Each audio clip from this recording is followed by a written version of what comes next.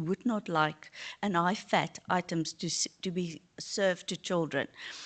So just indication in the Food and Agriculture Organization Food System Report of 2023, they indicated that 40% of South African children in grades 8 to 11 frequently consume high sugar and high fat foods, while their salt intake exceeds the World Health Organization's recommended levels. So you can see where do they access these foods. Because yes, there's NSNP that we try to give healthy meals, but when children go to the vendors and the tuck shops, they access all the foods that's not so nutritious. So here, one of the key things would be, what will government do? What can we do to regulate this environment? So we have done a study with Durban University of Technology. They are currently implementing a project in Ilembe and KZN. And before the study, or before the steps that I'm going to highlight, that they identified that the interventions that we want to do, we visited a few schools, and you can see the tuck shop there. The tuck shop is just highly processed foods and all salt and sugar. And on the left, I've seen for the first time in my life something that they call a Zulu burger, where it's the fat cake, French fries, and a mayonnaise-based sauce. And the children loves it. So we have to look and work against things like that. Because now NSNP on the one hand gives a simple cooked meal, and then the tuck shops provide something that's not supposed to be.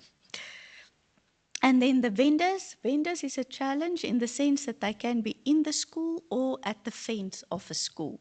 And then normally what happens with the vendors, it's parents of the community and it's their only form of income. So to take that business away, you take livelihood away. So we cannot just say no vendors. Even if we say that, we won't win, but we have to get a way to work with the vendors to also give more healthy options to the learners. So the interventions that was identified is as follows. So the interventions to improve the school food environment. The first one, regulate and monitor the sale of foods and beverages at school tuck shops. How to do that?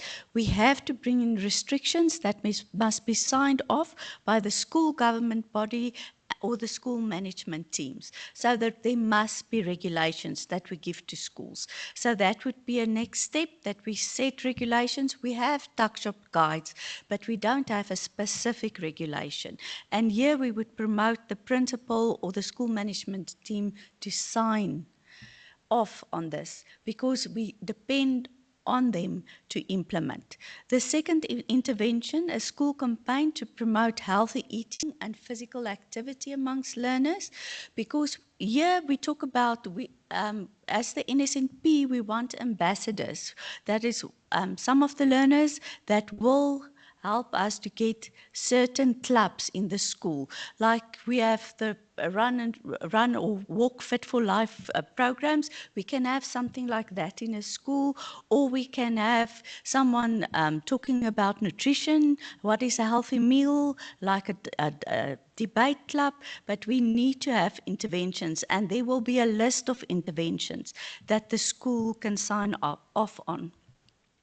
Then intervention 3, enhance the NSNP to diversify and improve the quality of the menu. Here funding is limited, but currently, because we have a 5-day cycle menu, say for instance, we have soya on Tuesdays. It would be great if we can use different recipes for the soya.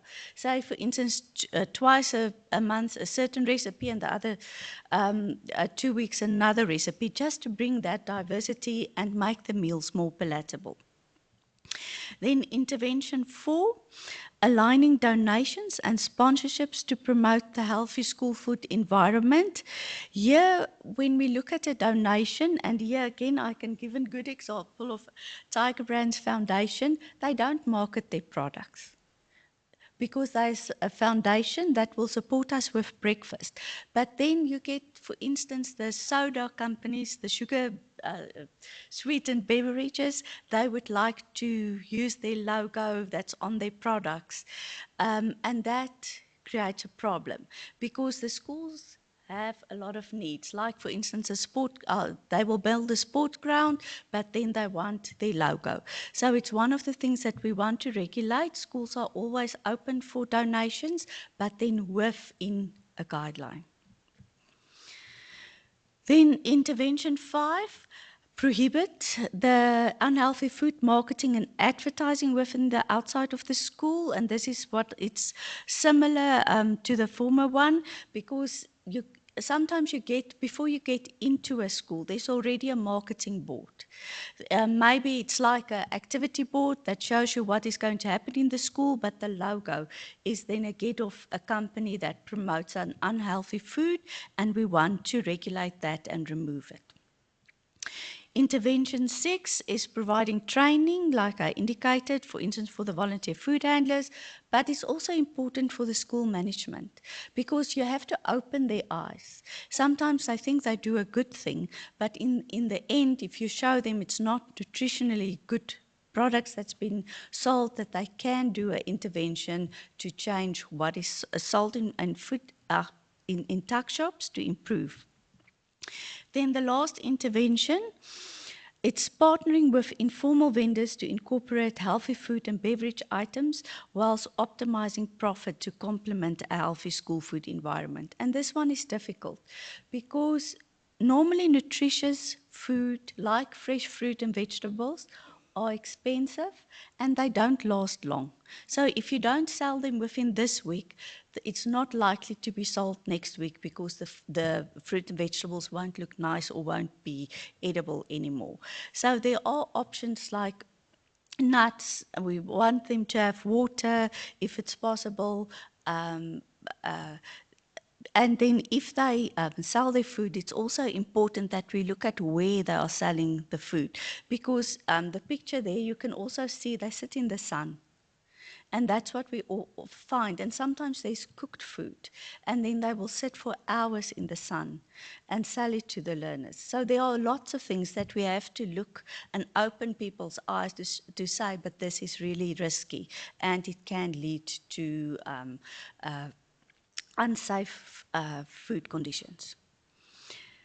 And then lastly, just the passion of mine, the NSNP meals. There you can see the breakfast. You can see the 3 food groups, and then you can see the primary school learner with a big smile on, because I can tell you when you walk in a school and you see sometimes how hungry these learners are, that they can't wait for the meal to be served. It's humbling. And that's the presentation. Thank you.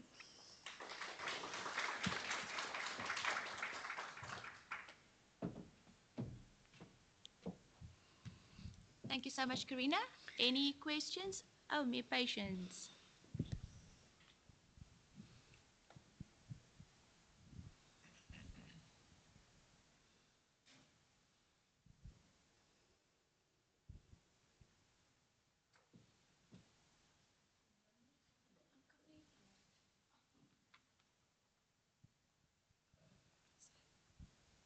Thank you for the wonderful presentation, because I've been wondering about the certificate of acceptability in the schools.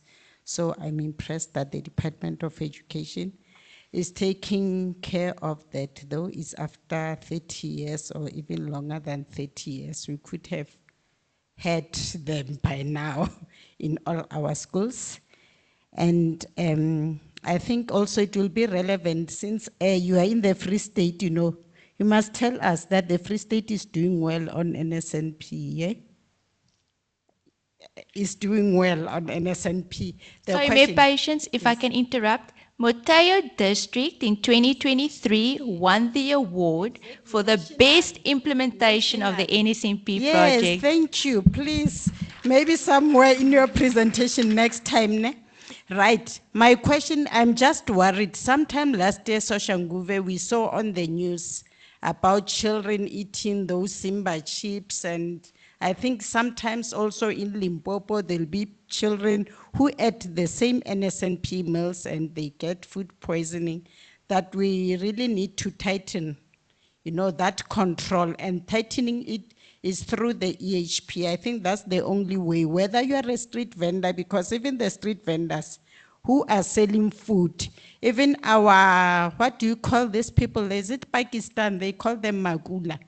They are required to have some sort of certification for selling food so that we can avoid all this food poisoning and funny things, putting our children at risk while they are at school. So just tighten your relationship with EHPs, both municipality and the Department of Health, that how best can they assist the Department of Education to monitor and prevent those risks that we have been seeing in the news, and they are really, really,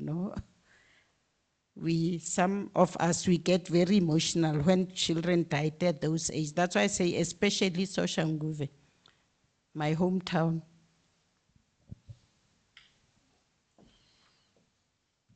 Any other questions from the room? Ina, there's a question online. So the question online is, what is done to ensure portion sizes are adhered to? I have seen where they use 24 tins of pilchards for 1,300 kids. Thank you, and thank you for the question about the EHPs and working with the local municipalities. One of the key interventions that we worked on was that in every district, we want a food safety team. So if there's an incident of food poisoning, we work with food. It's a reality. It can happen. So that the NSNP at district level know exactly who to contact, that they know the EHPs, that there's a good relation. So it's something that we do address. Then just it has happened in the past that there's food poisoning incidences, especially when it comes to mass. But unfortunately, what we find a lot of times, when the media report on food poisoning, they always allude to the school nutrition program. And a lot of times it's the vendors. Then the learners ate something that they bought from the vendors, but it's never corrected in the media. The damage that's sometimes done, but there's nothing we can do. We can talk to them, but it's not news to say it wasn't the NSNP. Then with the food quantities, we have what we call a school-specific menu. So the school-specific menu, say for instance, it says rice, then it must be 35 grams per learner. And then for each school, we have an automated calculation. They know exactly how much to cook and prepare for learners at schools. But we really sometimes do struggle because there can be under-delivery, there can be fraud, there can be anything that is out of control for a certain day. And then we have that the children are the beneficiaries that's not getting what they're supposed to get. Okay, and then there's one last question from the online audience. Nazreen asks, how is the NSNP collaborating with DOH on the HPS initiative? HPS? Let me just clarify. Health promoting schools. When we work on that, with the NSNP, the health promoting schools are limited in comparison with the NSNP. There's a few, not a few, but it's not all the NSNP schools that's health promoting schools. And health promoting schools are more the schools that will get the regular health services, like when they've got a facility that goes to schools and they do testing for free. So we don't directly work with the health promoting schools, but the health promoting schools are within the schools that have NSNP. Thank you, that's all the online questions. Thank you very much, Karina. One of our students would just like to give you a token of appreciation for your time, for coming to present to us today. And also, she's very modest, but last year she implemented a new intervention at all the schools that took years of hard work and determination and tenacity. And that is that all schools in the Free State now receive a breakfast, irrespective whether on the Tiger Brands breakfast program or not. So we just want to say thank you so much, Karina. You work so hard and you've never given up on that. And I know that's always been something close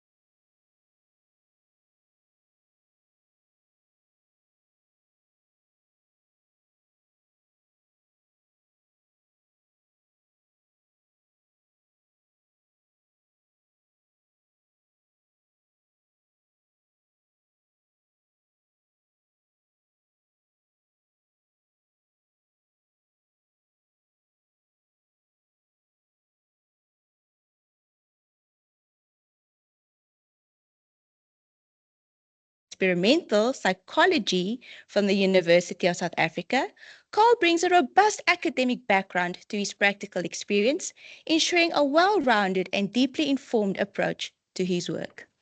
How'd you like that one? More impressive than I feel. Ah, please welcome Carl to the stage.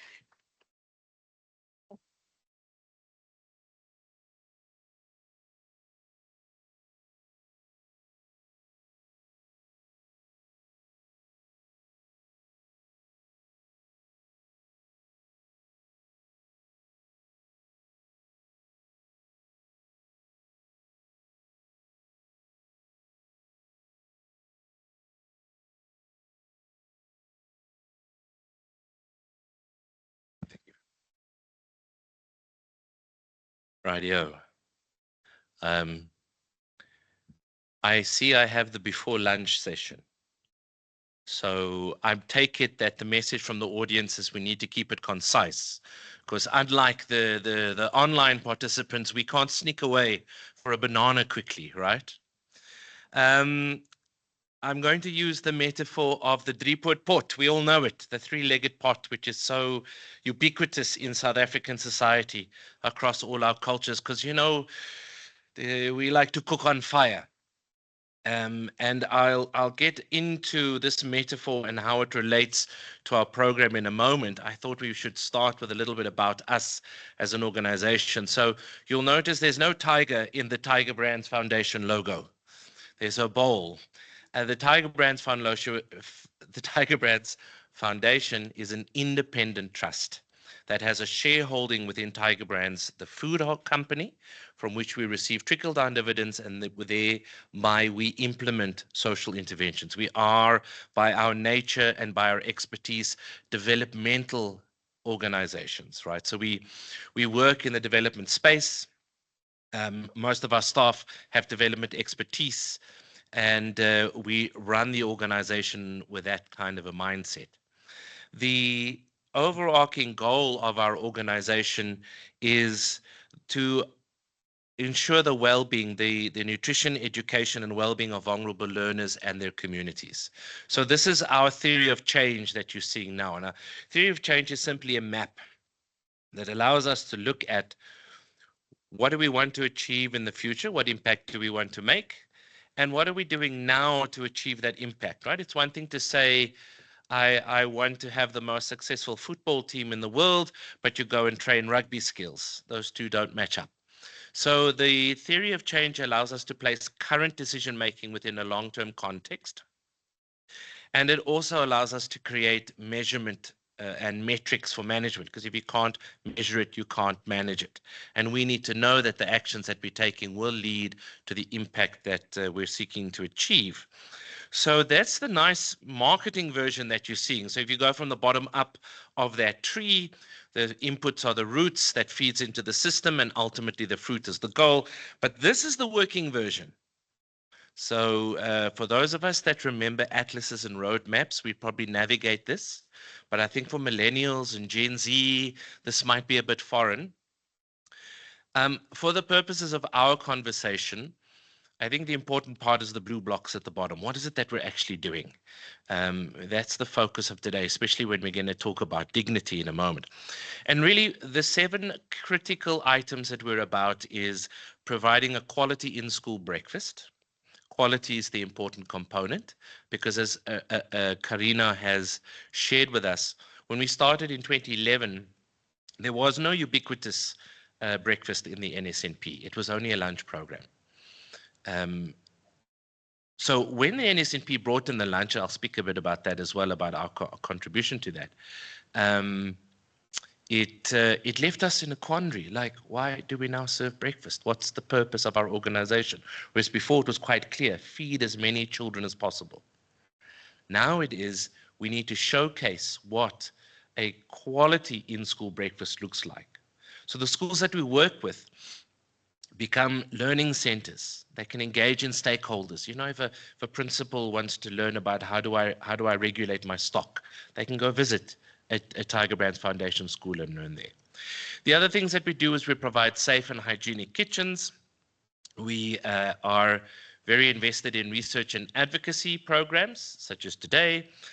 We do emergency and out-of-school nutrition in the form of food hampers. So when there might be a need for emergency feeding, like there was during COVID, or during the long summer holidays, where children may suffer a nutritional deficit from the end of school to the beginning of the next school term, we provide a hamper for families. We do capacity building in education. Karina has alluded to this already. I promise we didn't talk before. So there are lots of overlap in our presentations, but I promise we didn't work together on the presentations. And then we partner with DBE at all levels. So from the school right up to national, we have representation and we engage because we believe nutrition is the gold standard in education. And we know this because in our work with organizations like the Global Child Nutrition Foundation, we know that in developed countries, the school meals form an integral part of education. And there's a reason for that. And governments need to move. So in South Africa, we think of the NSNP as a poverty alleviation program. But it's not really. It should not be really. It should be the gold standard of securing good, healthy nutrition for school-going children. And that's what it is in Sweden, in France, in the UK, and sometimes in the USA, right? And then we find new partners for funding within this sector. So just a few key accomplishments over the years since 2011. Currently, we have about 74,000 learners in 94 schools enjoying our breakfast. We've completed 76 kitchens, either renovated or built 76 school kitchens. We have 4 in the commencement stage in Limpopo, and we have another 7 in the planning stage in Mpumalanga. We currently have 4 research projects underway, and we've completed about 7 research projects through the years. It would be more, but there was 3 years hiatus with that little thing called COVID. And if you would like to access any of our research, just hop onto the website, go to the impact page, and you'll find all the research publications there. The food handler training, which Karina mentioned, 765 have completed that, and that is an accredited training by CAT-CETA and City and Guilds. We currently have 4 funding partners that help us extend our program to more schools. And the biggest thing that we're happy about is that we could contribute to all learners receiving a breakfast within the NSNP. So Karina was really the engine around that program, and what we did was add fuel to the fire by trying to feed her data and information and advocating at other forums that we have around the importance of this. So we're very, very grateful that we were able to contribute to that in some small way. Right, let's talk about the 3-point port. At risk of leaving you hungry for lunch. You know, when I was preparing for this, and I dwelt on the concept of dignity, and I looked at the 3 pillars of our program. I'll speak about that in a moment. I thought about this pot, and I thought we always think about the contents of the pot, but we never think about the pot itself, right? And if that pot is dirty, if that pot is broken, if that pot is chipped, we know there's a risk. So the metaphor is really that the Tiger Brands Foundation program creates the vessel. It's the pot, right? And it has to be regulated and looked after. And that which is cooking inside that we enjoy, that's what our beneficiaries get. Those are the young people that come out, because we're not doing this to feed a hungry child. That's a pointless activity. We're doing this so that children in education will have better education outcomes. And we know that better education outcomes are highly correlated to improved life outcomes, right? Children go on to feed their children better. They go on to have a better income, breaking the cycle of poverty. So this is what we're looking at. So if we look at the 3 legs of our pot, we say in terms of the breakfast, and I'm focusing now only on the breakfast program. So that's the first blue block of that 7 that we saw, right? It has to be a healthy, hygienic, and dignified breakfast. Those are the 3 things we're always striving to achieve: healthy, hygienic, and dignified. I'll go over healthy and hygienic short, but I'll focus in on the dignity. So when we talk about healthy, we are looking at things like, can we maximize fortification, right? How do we get more micronutrients into this? How do we have the correct amount of sugar? Corina already alluded to the sugar issue, and this for us is a worry as well. So, for example, the only porridges that we're allowed to cook sugar into within our program is the oats, because the other porridges come with the sugar already cooked in, and the raw sorghum. What's the best possible portion size? So there's always that tension between the correct portion size for the child versus the amount of money we have available. And there's that concertina effect that you have to do. So getting as close to the best portion size as possible. The menu has to be designed by a dietitian. So we work with our own consulting dietitian internally. We also work with a dietitian within the Tiger Brands Limited, because we obviously draw our breakfast cereals from their stable of products. And where their products evolve, where they have new options, we look at those. And we consult with DBE's dietitian as well. So we have this kind of trifecta of looking at the menu. And we review that menu annually to make sure that it meets our needs. When it comes to hygienic, right, it has to be prepared in a clean and safe kitchen. It needs to be delivered from the kitchen to the classroom by an adult in a safe manner, and in using a clean pot that's covered, right? It needs to be dished up in a hygienic way using a nice clean spoon into clean utensils. So the hygiene is an important component for obvious reasons of our program. There's no point us feeding children and then making them ill afterwards as well. So let's talk about dignity. So earlier on, in my opening address, I spoke about seeing the people we work with and for. And it's very easy for an organization like ourselves to slip into a kind of 19th century parental role, right? Where there's a power plus relationship between us and the beneficiaries.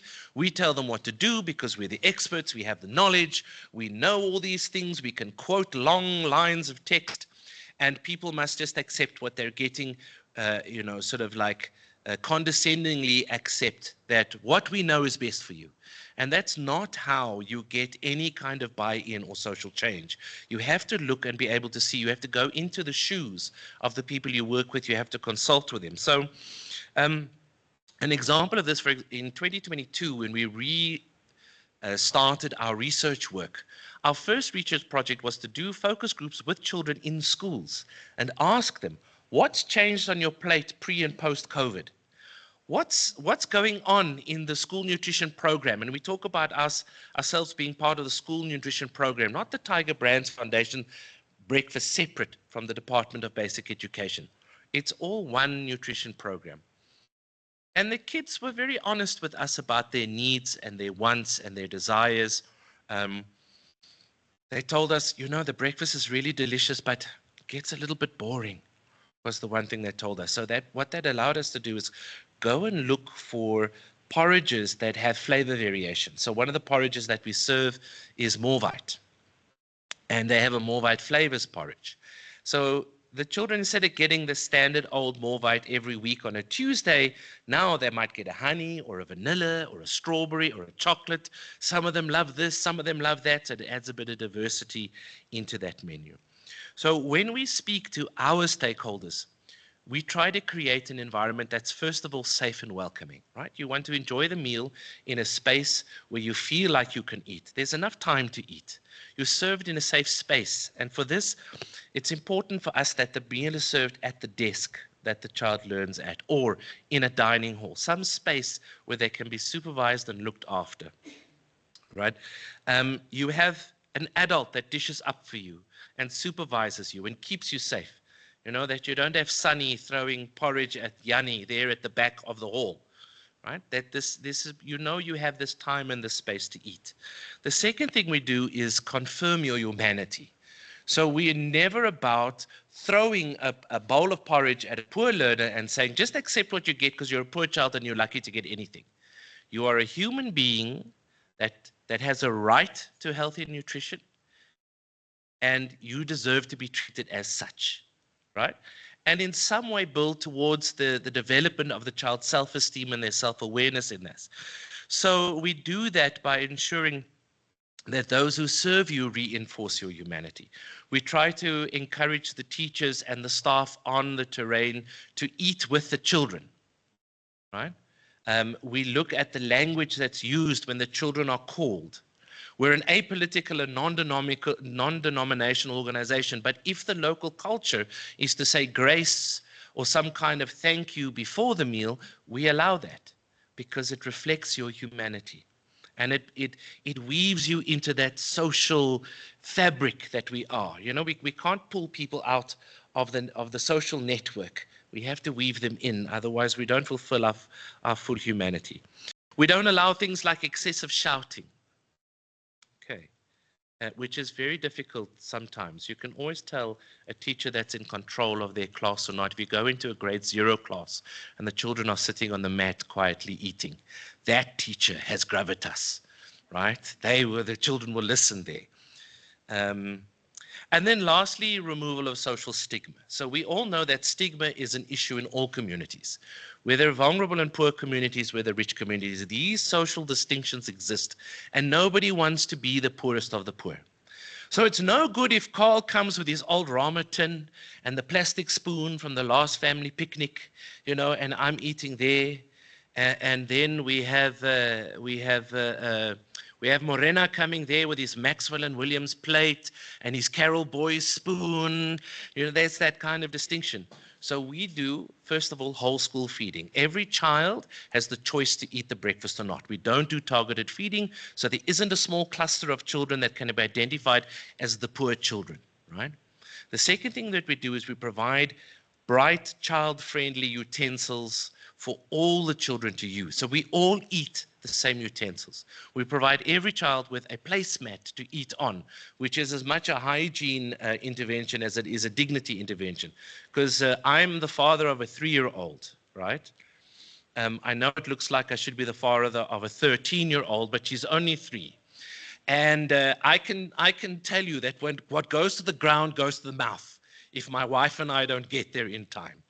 So the little ones drop onto the placemat, which has been nicely washed that morning by the volunteer food handlers or the night before and clean and hygienic.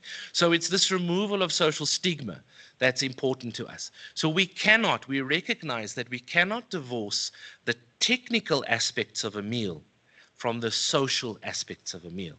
And in some way, we try to ensure that the learners know eating is love, right? well, maybe I should say, healthy eating is love, right? Because there's that togetherness that you have when you break bread together. And we want them to experience that. We want them to go away with those good memories. And here's just an image of what that sort of breakfast would look like, right? I'll also tread carefully, Karina, where we do disagree with our colleagues from the NSNPs and the type of utensils, in that we understand that for health reasons they promote, and their standard is the stainless steel. But we would prefer that we have something more child-friendly and bright and warmer and welcoming. And that is aligned to this idea of a dignified meal as well. Right. How do we ensure this? Because it's one thing to preach it, it's another thing to do it. And we have two prongs, two efforts that we do to ensure that these standards are met. The first is around monitoring and management, right? Remember, I mentioned earlier, we create metrics for measurement because you can't measure it, you can't manage it. You don't know what's the picture on the ground. So we have a monitoring tool that we go to with schools, and it has certain criteria that schools are scored on. So I'd go into the kitchen, I'd look at the hygiene standards, I'd go observe the breakfast, I'd look at the serving standards. At the end of that, the school gets a score, and we can quickly identify where the school is lacking in terms of that. And we do that at least once a month, if not more, with most schools. Now, it's an open book exam, right? It's like Stats 3 for those who do stats, right? You get to take the textbook with you. It's the same. The schools are trained on the tool and encouraged to use the tool themselves in between our monitoring visits, because you see, what happens is you become blind to your own environment. If you think about your own house or where you stay, you know that crack in the cornice that's been there since 2020, and you promised yourself in lockdown you'd fix it, but then you couldn't go to the hardware store. You know, that scuffed tile, that chip on the bottom of we don't see those things anymore. But when somebody else comes into your house, they see it. And so we try to create, with the monitoring tool, a set of lenses through which the schools can observe their own operations to where they've developed blind spots. And that's what the monitoring tool does. The second is building the capacity within that system in order to implement the program. So Karina mentioned the food handler training. The food handler training, it has two purposes. The first is to improve the quality of the meal being served in the school. But the second is also, how do we impact on the life of that person when they leave the program? So the tenure of a food handler is between 12 to 24 months, depending on the province and the regulation.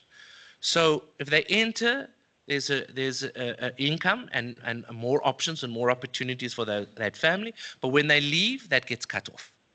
So what do? We include with that training things like CV preparation, interviewing skills, micro-business management, so that you can go take this qualification when you leave, and you know how to engage with a potential employer to say, I know I can. You don't have to train me on on food safety. You don't have to train me on kitchen hygiene. So it's that constant cycle that we're trying to develop. So there's a monitoring component, and then there is a capacity building component. To summarize the program, we have a very, very big long-term goal around improving the nutrition of South African learners and their communities. We have 7 key activities that we undertake in order to do that. One of them is the quality breakfast program. The quality in the breakfast program is measured by 3 things. Is it healthy? Is it hygienic? And is it dignified? I'm happy to take any questions if anybody has.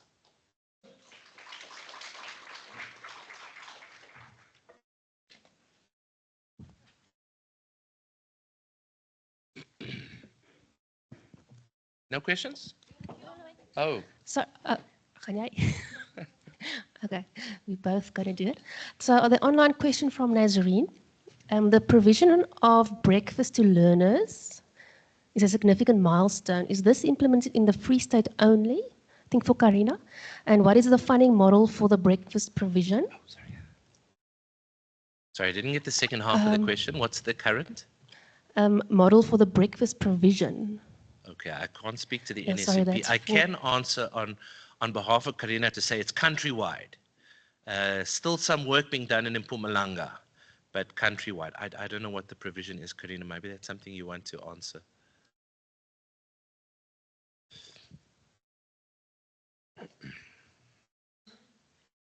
Thank you. I'm not sure if I will answer it correctly, if I understood it correctly, but when we look at breakfast, the options normally range between a maize-based instant porridge and a sorghum-based instant porridge. Your province has been a bit naughty because they introduced oats, which is very healthy but very expensive. So, but normally in the other provinces, it's only the two options. I think when we look at the provisioning, it differs from province to province. Like I indicated before, there's a menu. And then if it's your province is transfer funds to schools, with other words, the school will have to go and buy the instant porridge from the local market, supermarket. Thank you. And just one question for Carl. What happens if they don't have space for learners to sit at a table and eat? Yeah, this is a challenge we're finding more and more in provinces. I'll give you an example. In one province, when I started in 2011, we worked with a group of about 10 schools in that province. The average learner attendance was about 1,200 learners. The average learner attendance this year is around 2,000 learners, and very few of those schools have got upgrades. The schools get very good at how they organize their seating. They use ancillary facilities, like they may extend certain of the senior classes to eat in the school hall if that's available, or they would stagger the breakfast so that certain batches of children eat at a certain time. And when the school gets too big, the standard answer is they would open 2 or 3 classrooms as sort of mini dining halls. So as the children arrive in school, they come to school, they go and eat, they go out to play again before the day starts. Is that it?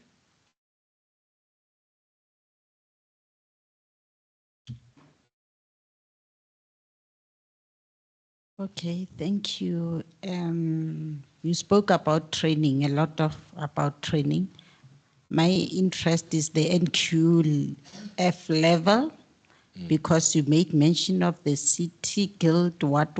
I thought that's for the chefs, category, the NQF level, and how many days or how long is the training for the voluntary food handlers? Yeah, there are 3 accreditations, one of which is CAT-CETA, as I mentioned. So the NQF level is determined by CAT-CETA. I can't tell you off the top of my head what the NQF level is, but I can certainly look it up for you. The other 2 accreditations are City and Guilds, which is an international accreditation. It's valid in about 70 countries. And then as a consequence of having City and Guilds, we also accreditation. We're also accredited by the Chefs Association of South Africa.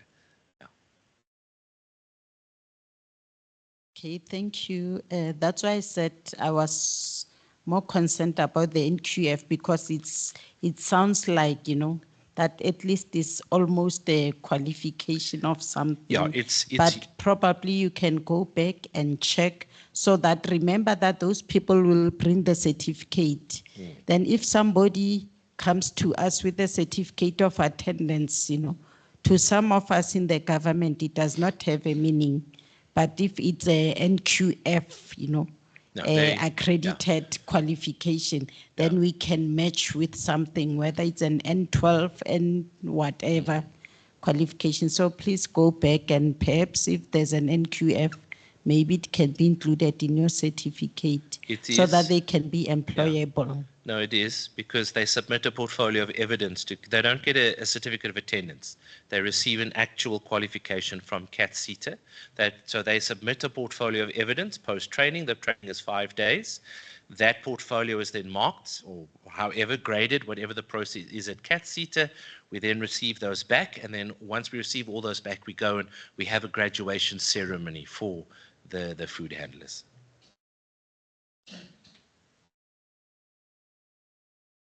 Good. I just have one more online question. Yes. So Adelise asks, does Tiger Brands retract their involvement with non-adherence? Non-adherence I to? think she means like non-adherence to the program. So if a school doesn't adhere to the specifications, if the Tiger Brands Foundation will then retract their involvement. Oh, so would we withdraw from a school? Yes, I think that's what she Yeah. means. So the school's participation, the current process is the school's participation is linked to their performance within the quality of the breakfast, right? Because the purpose of the program is to be an example of best practice and to be a learning node for other schools and other stakeholders, or an opportunity to showcase in-school nutrition to potential funders and investors. And because the NSNP now serves a breakfast program, what we say to the schools is, and you're looking at many hundreds of thousands of rand a year per school that we invest in terms of stock and utensils and other support that we get, is that we expect you to operate at a certain level. Now, that doesn't mean if we come and we find something wrong on the scoring sheet, you get booted out. There's a whole SOP that takes about 6 to 9 months to go through. So if a school would fail, say, a series of 2 monitoring visits, we then go into a corrective stage of 2 months. So we then try to work with the school. Then if the school is not compliant again at the end of that 2 months, we go into a 2-month suspension period where we suspend our activities with the school, but we bring in other experts within our organization to help and guide that school. And then at the end of that process, if unfortunately you're still not at the level that's required, we have a transfer agreement with all the provinces in the country. So the school would be transferred back into the NSNP breakfast, and we would find a replacement school from within the same community. Thank you very much. Yes.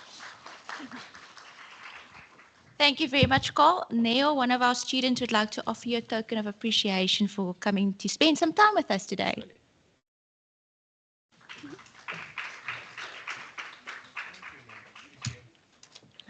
So before we break for lunch, I'd just like to encourage you that you may take pictures outside, and if you wish to post it to social media, please please include us in your post. You can do this by using the following hashtags: hashtag Dietetics with Dignity and hashtag Dietetics UFS. Lunch will be for 40 minutes, so we will be back here at 13:50 or 10 minutes before 2. Please visit the stalls by the exhibitors. For our online audience, they have some messages for you during this break. And then the representative from SafeLine, is she here? No. Okay, so there's a winner for the SafeLine prize. So drum roll, please.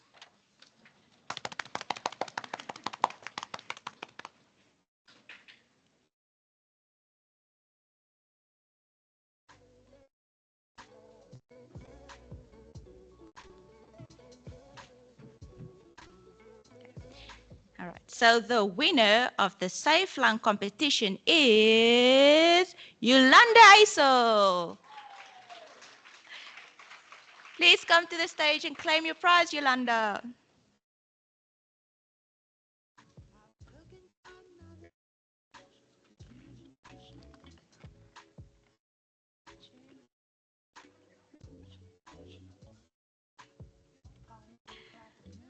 Hi, hello.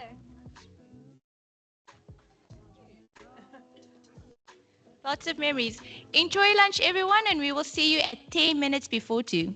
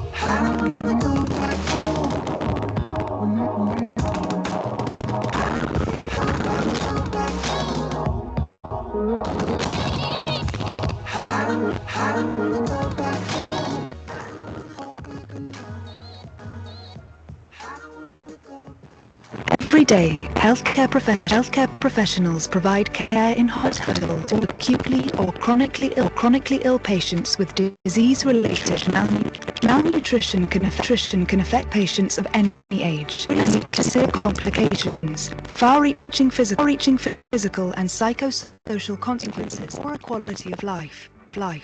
It is estimated that 33 million adults are at risk of malnutrition.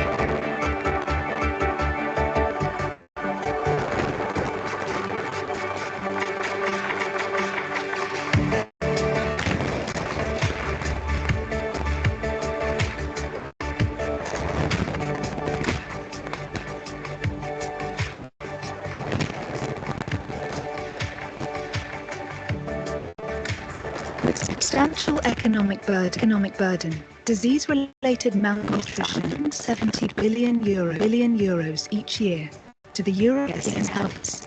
The growing bond therapies have less complications, improved recovery, physical function, and help to optimize the use of healthcare resources. When medical conditions prevent patients from maintaining an adequate nutritional Baxter provides life-saving clinical nutrition options to help again.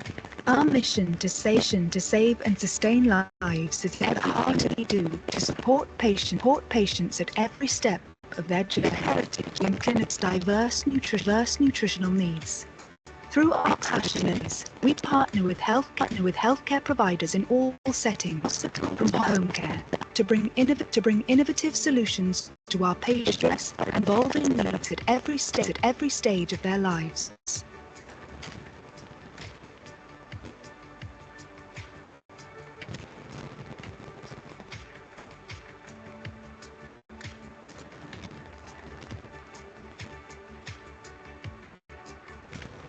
For our innovative solutions help to advance our mission and saving lives.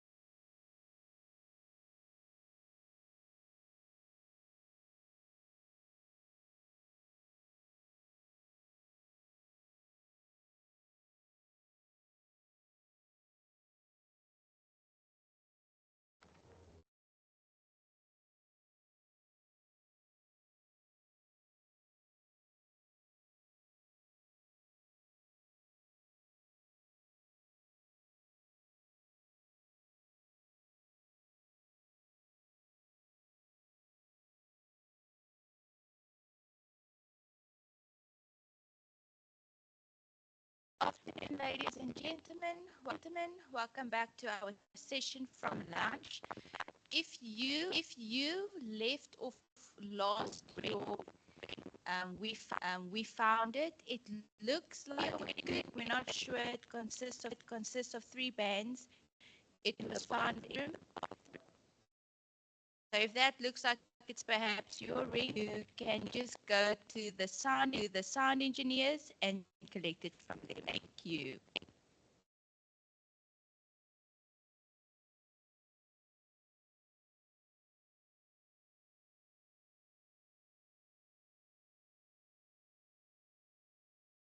We begin this last session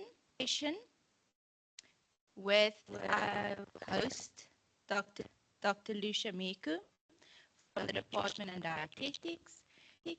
She is an expert in health promotion with a deep commitment to advancing our often a career to exploring how traditional and foods can be integrated into modern dietary practices, enhance health and well-being. Her expertise in health nutrition promotion has immunities to make informed choices about the nutrition to improve health outcomes. Today, she will be on indigenous foods and their role in nutrition therapy and enhanced nutrition therapy. Please welcome Dr. Meku to the stage.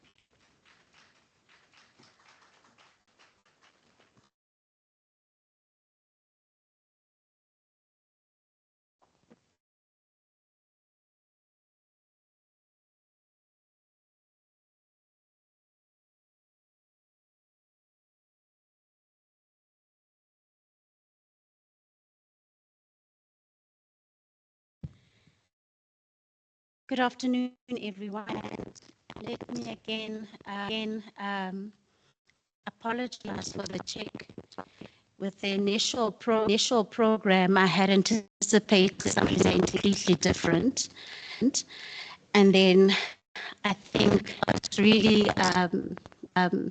contemplating and thinking about the current theme, and I thought indigenous.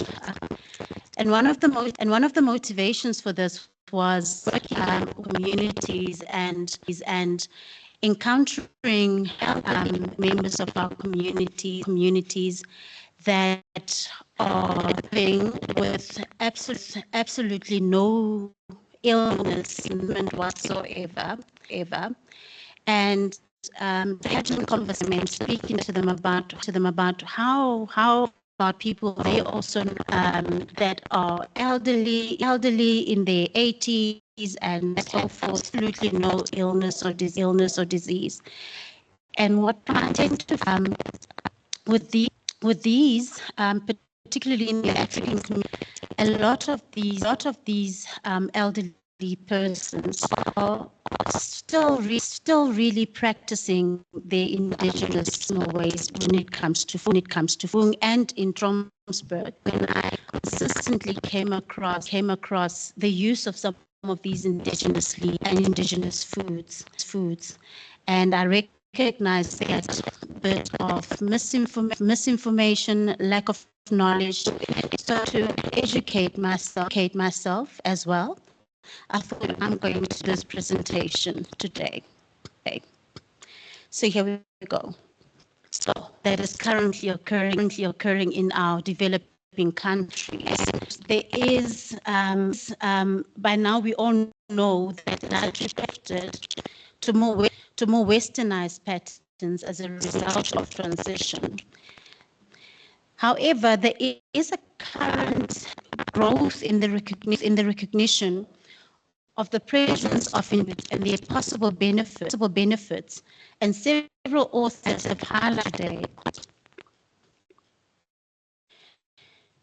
So foods have been proposed to be a major role play in enhancing the qualities of diets and improving food and nutrition security, particularly in our poor communities.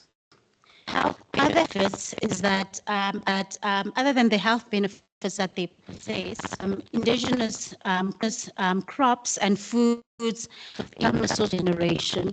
So it's not just health benefits that we need to follow, the overall impact that these indigenous foods may have. The problem, however, is that the use of these foods has deep, and the reasons why is may the non-availability of these foods in modern commercialized and markets, and a lack of investment in these foods are also ignored.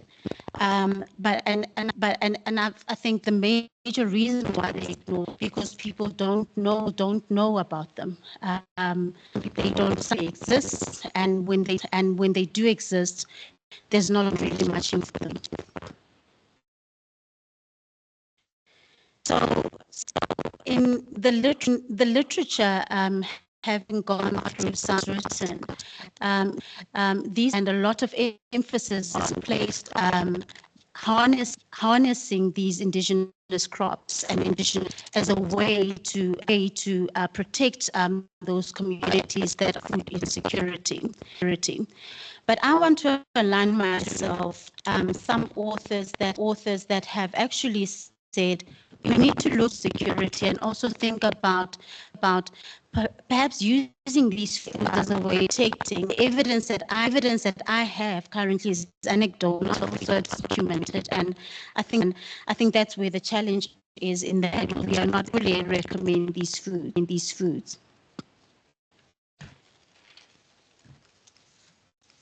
On the other end, is the fact that the value of these and the contribution of indigenous has really also been ignored.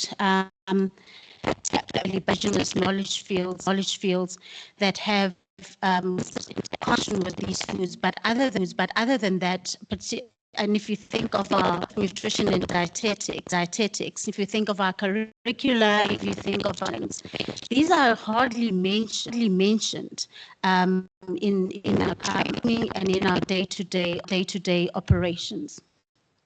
At the same time, we have placed a lot of emphasis on vegetables, and we make very little mention of our traditional indigenous foods. And if you think about even our food-based dietary guidelines make very little mention of indigenous foods and the role that they can play when we do in communities and we do dietary counseling and nutrition education. A lot of the times these indigenous foods do not.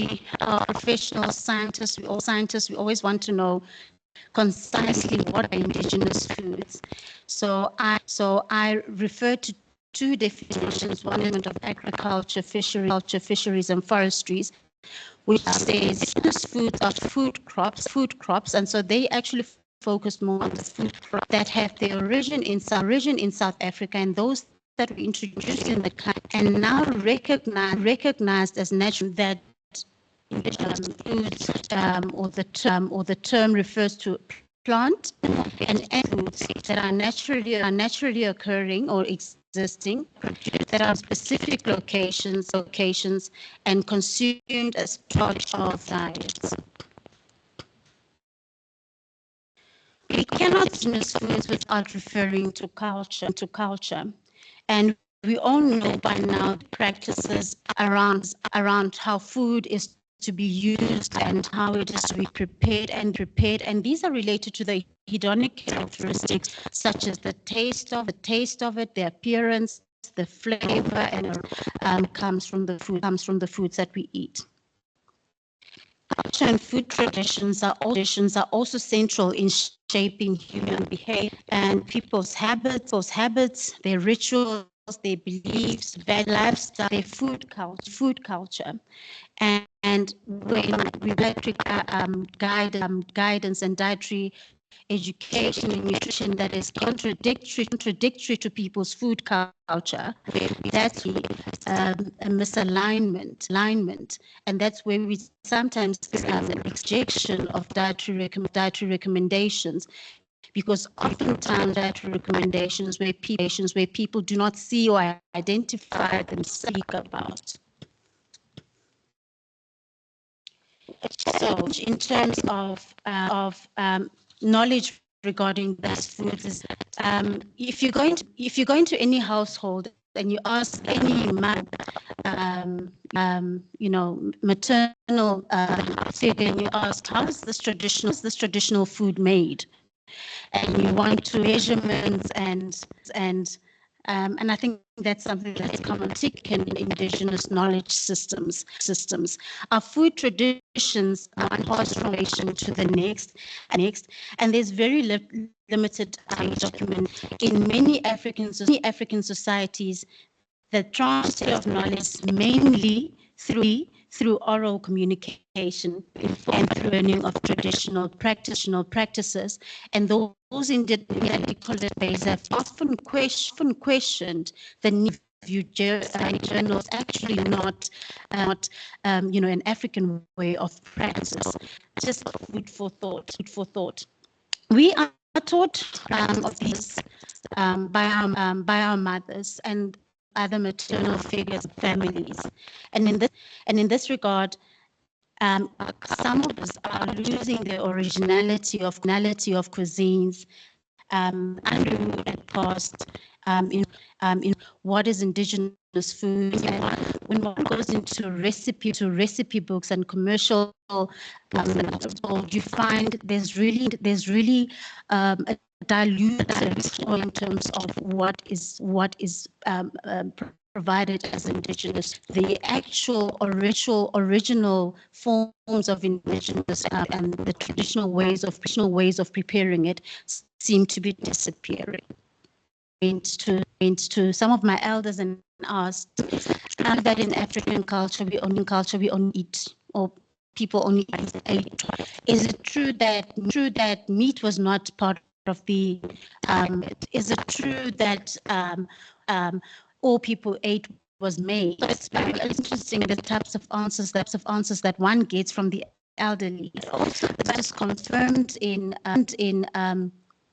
literature based on staple grains or starchy roots, leafy vegetables and fruits, and there was minimal and the animal products substituted regularly is your poultry, and I think if you go up north, more your insect type of animal, and your cows, sheep, cattle, and goats. And I'll speak about that. Production and consumption of indigenous foods has led of non-indigenous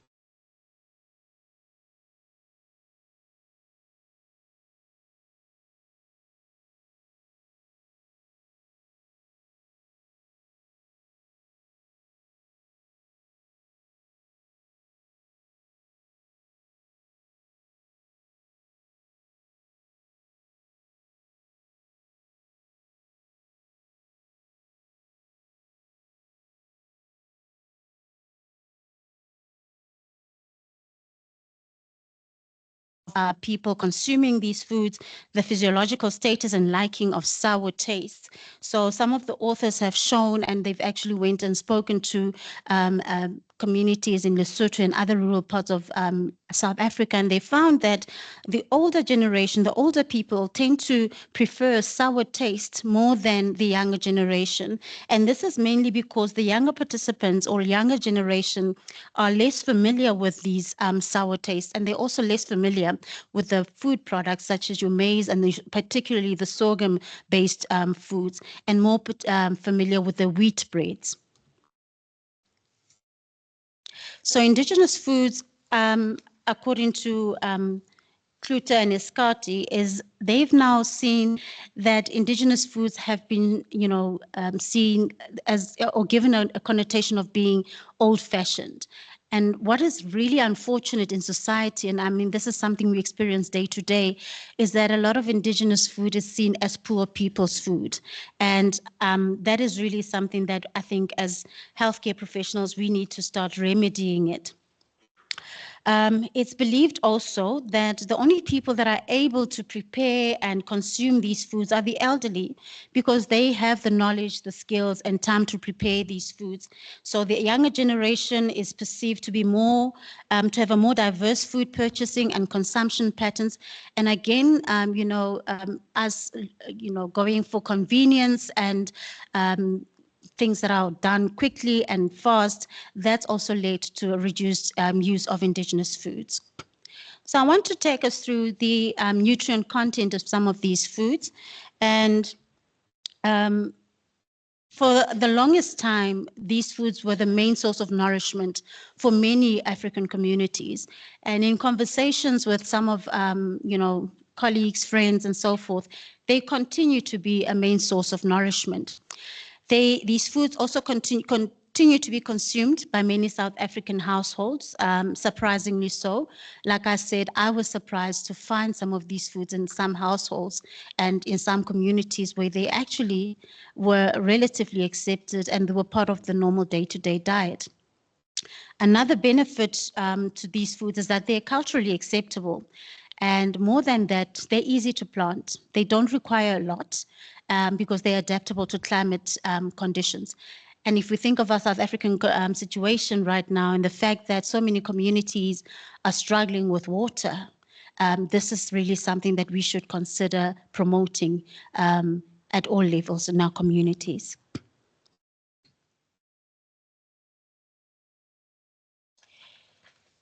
The nutritive value of indigenous foods has been mostly ignored, especially because, and I think it really has to do with the fact that it's seen as a poor man's food. But those of you that are interested can try and go and read. There's a lot of nutrients in these foods. So these are the main nutrients that are found generally in most of the foods that have been analyzed by microbiologists and so forth. So protein, they're a good source of dietary fiber. They're a good source, some of them are a good source of lipids and unsaturated fatty acids. Vitamin A and C are quite predominant in many of these crops, especially iron, zinc, and magnesium. And so a lot of the authors have actually seen this and these indigenous crops as perhaps an answer to the current problem that we are experiencing of hidden hunger because of their nutrient content. I had to go sit and think about what am I going to say to you? Am I going to go through the whole lot of indigenous foods? And I thought, just in the interest of time, I'm just going to touch on a couple, but I can promise you there is a lot more than what I'm going to present. I try to focus mostly on the Free State. So if you go to other regions in the country, you may find similarities and you may find differences. But with some of the crops especially, it's very interesting that they're actually quite abundant across the country. So, and here and there, I actually also have to mention, I got DEFO to also give me some inputs about what the Bapedi use. And so here and there, I've incorporated some of the information from the north. So these are the categories that I want to discuss with you this afternoon: the grain crops, the vegetable crops, fermented milk, and the protein sources that exist. So, like I said, you find various crops that are, grown throughout the country. And what I found interesting is a couple of studies that have been done in different regions of the country. A lot of studies have been done in Limpopo, but this one was done in Gauteng, which I thought was fascinating, where these authors went into an urban community and looked at the use of these indigenous foods. And I really thought that the levels of use are quite high, considering that this is Gauteng, Johannesburg, right in the middle of urbanization. So the top three crops, the top three grain crops that were consumed in this area was sorghum, pearl millet, and cowpea. The top three vegetable crops were amadumbe, amaranth, and cleome. And the top three fruits were marula, K apple, which was new to me, and the mobola plum. So some of these foods I talk about, I have no idea what they are or how they taste. And so hopefully some of you will join me in the journey to discover these a bit more. So let's look at the grain crops. So pearl millet is one of the most commonly consumed grain crops, and it's mostly produced in Limpopo, KwaZulu-Natal, and the Free State provinces. It's high in fiber and fat minerals and fatty acids, and it's mainly cooked as pap and soft porridge. Not quite common in the Free State area, but I have some knowledge of it being used in KZN, Limpopo, and some areas of the Gauteng region. Sorghum. I think this was a staple for a lot of African communities. It's very interesting to see the numerous uses of it. And also interesting that if you go into an urban household and you say, are you eating sorghum mabele pap in the morning? Those that are affluent will look at you funny. But actually, this is a great food to actually start using and promoting. So it's mostly produced in the provinces mentioned. You can see it's quite it's almost everywhere. So if you speak to a Motswana, if you speak to a Mopedi, a Zulu person, a Xhosa person, a Mosotho person, a Venda person, most of us have this as an indigenous food. It's a source of carbohydrates, calcium, and small amounts of thiamine, niacin, and iron, and it's used to make fermented porridges and alcoholic beverages. So it's very interesting how with indigenous knowledge systems, some of the knowledge and the recipes that were used indigenously, culturally, have now began to be commercialized. For example, motoho you can find currently now, which is a sorghum-based motoho that you can find in your stores at the moment. It's some of the spas actually sell it bottled. Just an interesting fact.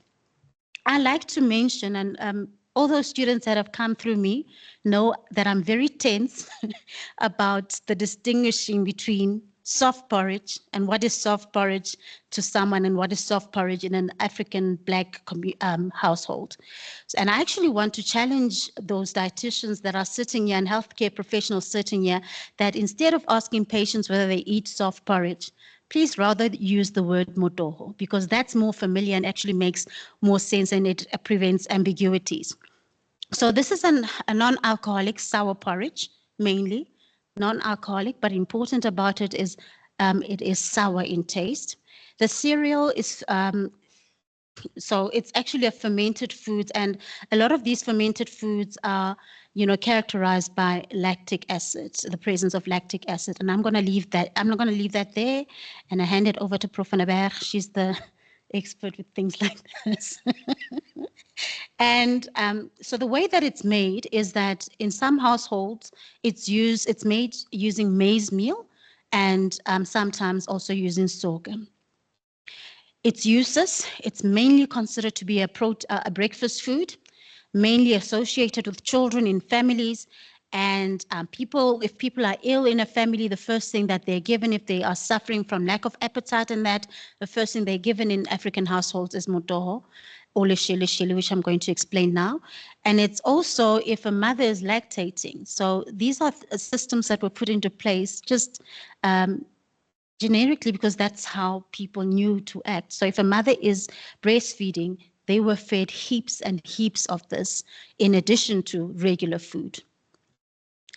Leshele is another word I'd like you to learn, particularly if you're in the Free State. And this you can go, the two, motoho and leshele, you can go right across the Free State. People will know what you're saying and they'll appreciate you saying it. So leshele is a non-fermented version of motoho. So instead of it having, being set aside and letting it ferment and whatever, it's not the same. So it's normal maize meal that is, I think everyone else or the Afrikaans culture knows it as slap-up. Yeah. In townships and African households, sugar might be added, but it's interesting. In a study in Lesotho, Nkhabutlani actually met a couple of ladies, and the ladies commented that You know, in Lesotho, we don't have sugar cane, so we don't understand this fascination with adding sugar to everything. So the indication is that in a traditional sense, this was eaten without sugar. I mean, can you imagine if you go back to that practice and actually having it as is? But in most households, sugar is added. An important point to note is that milk and margarine are not always added. So it's not a given that everyone will add milk and margarine to their lishilishili or even to the motoho above. This was interesting to me, and this was a contribution by Defo that is Ditlo, that is found in the north. And the English name or the scientific name is Bambara groundnuts that are found in Limpopo, Mpumalanga, Northwest, Gauteng, and KwaZulu-Natal provinces. It's eaten boiled or grilled, and they are reported to contain more protein than other common legumes in Africa, which I actually also found quite fascinating, that this is something that we should also then be promoting in terms of trying to deal with our malnutrition in our country. Then the next category that I'm going to go to is the African leafy vegetables, or ALVs as they are referred to. And these are vegetables that are known by different names. Different people call it different things. And plant scientists have really done a lot of work on these, surprisingly. And it was interesting to actually discover how much work has been done on these. Some of them are indigenous to South Africa, but apparently some of the seeds actually came from other parts of the world and became indigenous in that way. In South Africa, they're called different things. So imfino in isiZulu and in Xhosa, moroho in Sesotho, and miroho in Tshivenda. I said I'm going to stop at this point and say, I personally have a problem with reference being made to marokh in our exchange lists and whatever, because that's not the correct way of saying it. We should make as much of an effort to distinguish between that marokh and actually say what we mean. In that way, we become relevant to our communities. In a Sesotho household, if you talk of moroho, one might, the community member, especially if they're from Lesotho, will also include cabbage in that categorization. So you need to be very careful in how you describe these words and how you use these words. Okay, my soapbox moment is gone. What I love about these is that they're tolerant to drought, pests, and diseases. So they grow sporadically and they are abundant. I once had a neighbor living in an urban Heidedal area in Bloemfontein come to my doorstep and said, "Do you mind if I pick some raw outside of your yard?" And I thought, what are you talking about?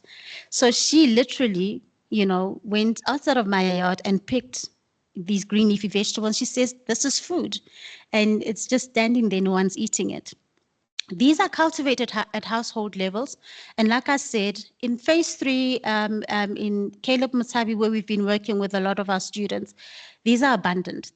Those people are eating these leaves quite regularly, and to a point where they are beginning to be sold. In some stores, you'll find some of these indigenous leaves. And if you go to our street foods and our street markets, some, particularly in cities, in the town center, there's actually vendors that sell this. So this is quite a commonly accepted food. So the South African Agricultural Research Council is promoting the cultivation and utilization of these vegetables. Okay. This is my one favorite because this is the one that I grew up eating, and a lot of people all over the country know this. Amaranthus or tepe, and so that's another word for you to learn. Those are some of the ways of saying it depending on where you are in the country.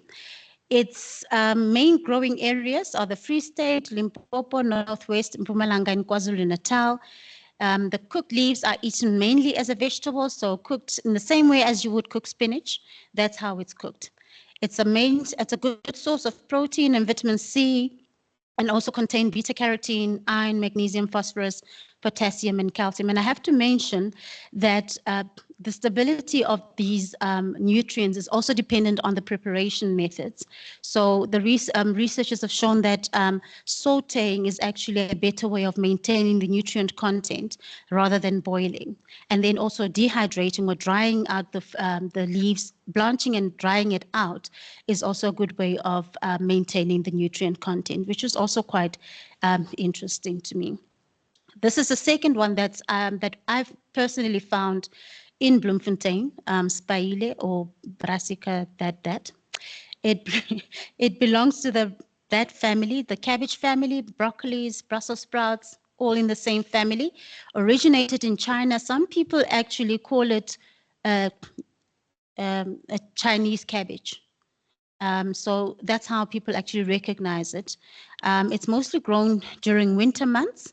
And if you go to some parts of Bloemfontein specifically, you'll find this is also being sold by those community members that are selling it. And they say I mean, they tend to run out of stock. That's a way to say it, because it's quite common and popular.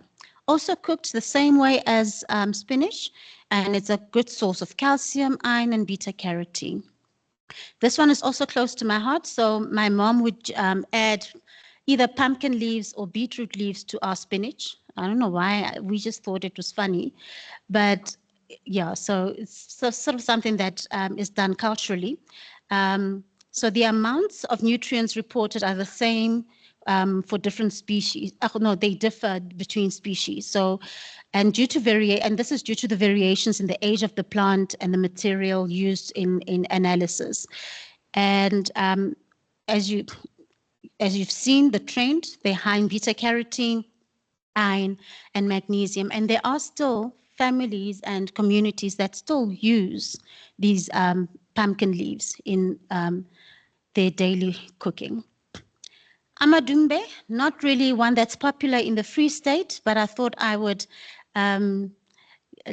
just give some nostalgia to my Nguni friends and so forth. So it was introduced to South Africa by Portuguese traders and some Indian laborers. It's mainly produced in KwaZulu-Natal, Mpumalanga, Western and Eastern Cape. It's low GI, has more protein and amino acids than any other root crop, and it contains those nutrients. And this is one food that is actually becoming very common in our food shelves. I'm not sure in our local food shelves, I haven't seen it, but in KZN and in Gauteng, it's actually being sold by one of the chain stores as well. Right, so that's all to do with the leaves and the crops. Okay, so doing good on time for a change.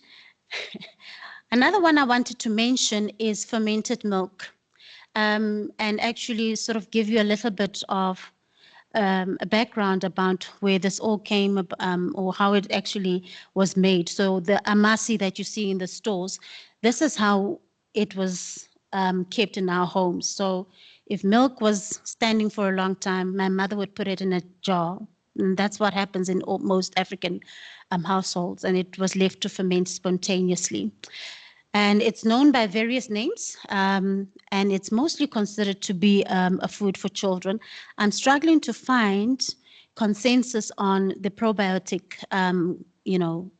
content of amasi. There's quite a lot of contention around that. But it's just something that I wanted to show that this differs from macheu, which is, and macheu, as you know, is a maize-based. Right. Then almost done. Protein sources, like I said. So I went back and asked, so how was meat produced and when was it eaten? So anecdotally or in conversations with the elders, a lot of the times meat or cow or sheep was slaughtered just once in a while. It was dried and then just put aside and then used as necessary. So it was chopped up into small pieces, dried and kept in a cool place. And as families needed to use it, they would then reconstitute it and cook it from being dried. And if you were a naughty child, you would apparently go and steal it and actually eat it dry.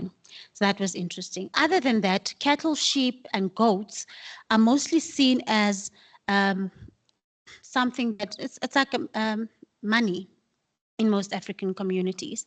So it's not just slaughtered for the fun of it. It is really used for special occasions. Okay. And a lot of the times, you all know, these animals are also used in our ancestral rituals and in celebrations.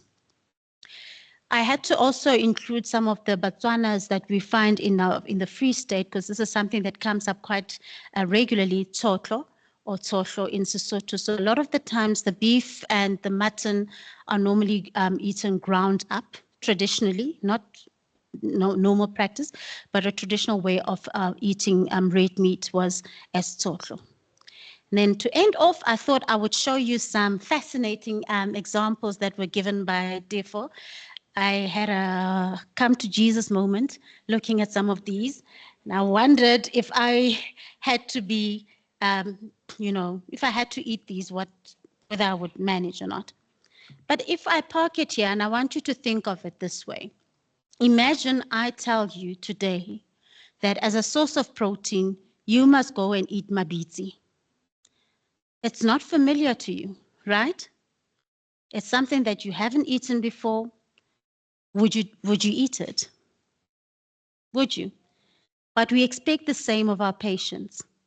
We sometimes recommend foods to patients that are unfamiliar to them and to their palates. And we don't really think twice about whether it's something that they would do and whether it's acceptable to their culture or not. So next time you suggest something that is culturally funny, remember this moment. Would you eat mabitsi?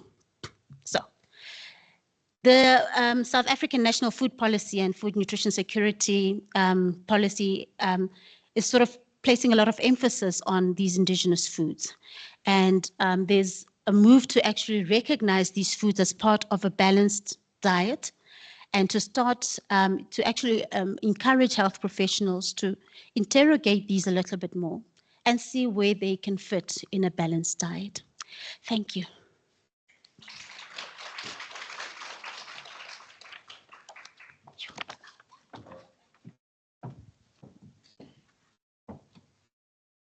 Thank you very much, Dr. Lucia Meku. Do we have any questions for her?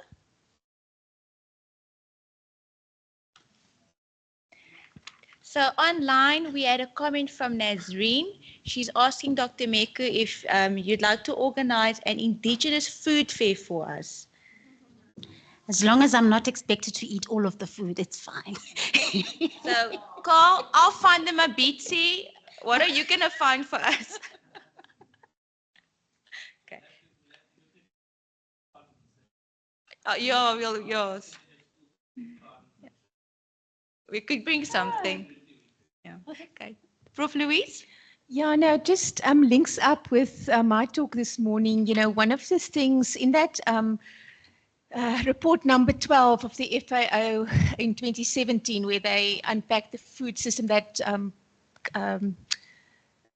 conceptual framework, you know, the drivers, they discuss all the drivers and the solutions. And one of the big drives in the world is supporting traditional food systems. So it really is something that, you know, it's not a sort of a novelty and a funny thing. It's something that we would really have to. It's actually fantastic that, you know, these things are still in our food system. If you remember, we said we've lost all that biodiversity, and the world's food system relies on 12 plant species and 5 animal species. So, you know, if one can, so I think, you know, what about including these things in our exchange lists, you know, because that will nudge, and that's probably also a way of making it less foreign and not crowding it out of, you know, giving it this idea that it's poor people's food, it's, you know, people that don't know what's going on's food, that's our doing if we use the westernized, you know, like exchange lists and nothing else. Okay.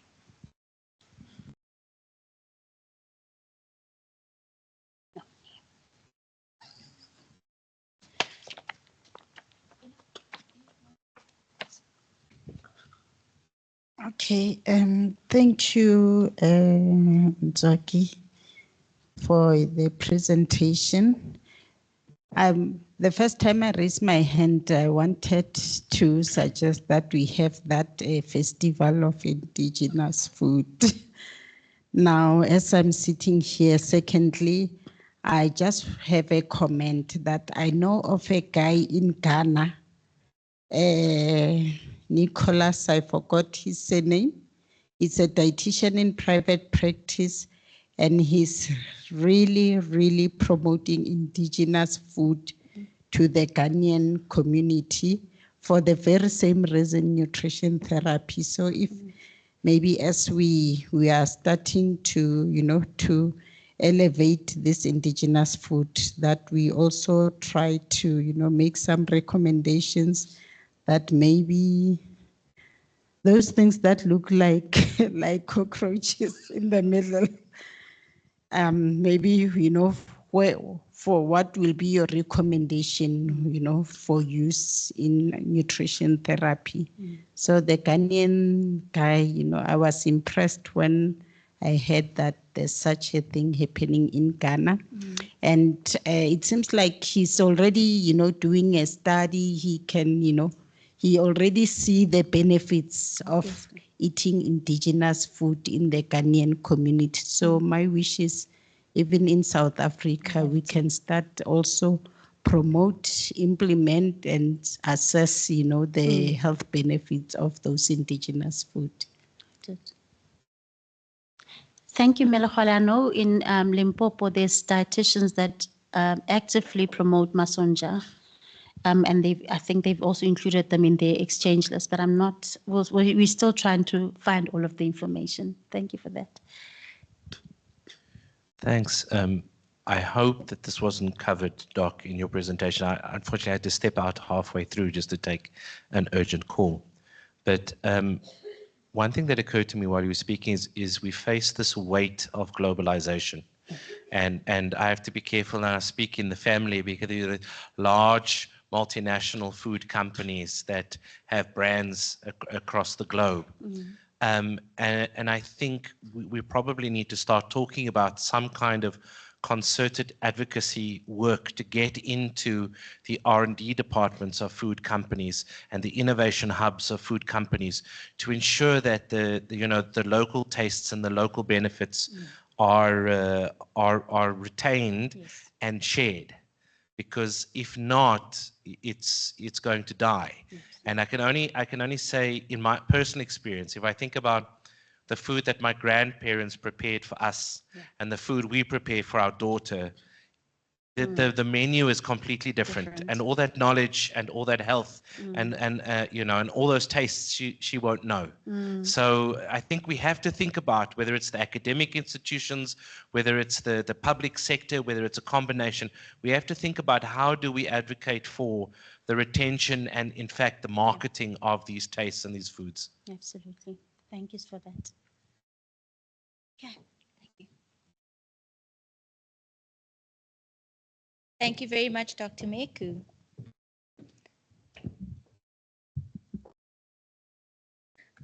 Our next speaker is Prof. Corinna Walsh from the Department of Nutrition and Dietetics. She is a highly respected research expert with a wealth of knowledge and experience in the field of nutrition. She has made significant contributions to our understandings of various nutritional issues, and her research has had a profound impact on both academic and the public health communities. Her work is particularly notable for its rigorous scientific approach and its practical implications for improving dietary practices. Over the years, Prof. Walsh has received numerous awards and recognition for her outstanding research, underscoring her commitment and excellence in the field. Today, she will be addressing the South African calcium dilemma, providing us with an in-depth analysis of this critical issue. Her presentation will shed light on the challenges and potential solutions related to calcium intake and the implications for health in South Africa. Please welcome her to the stage. Thank you, Angie. There we go. Thanks.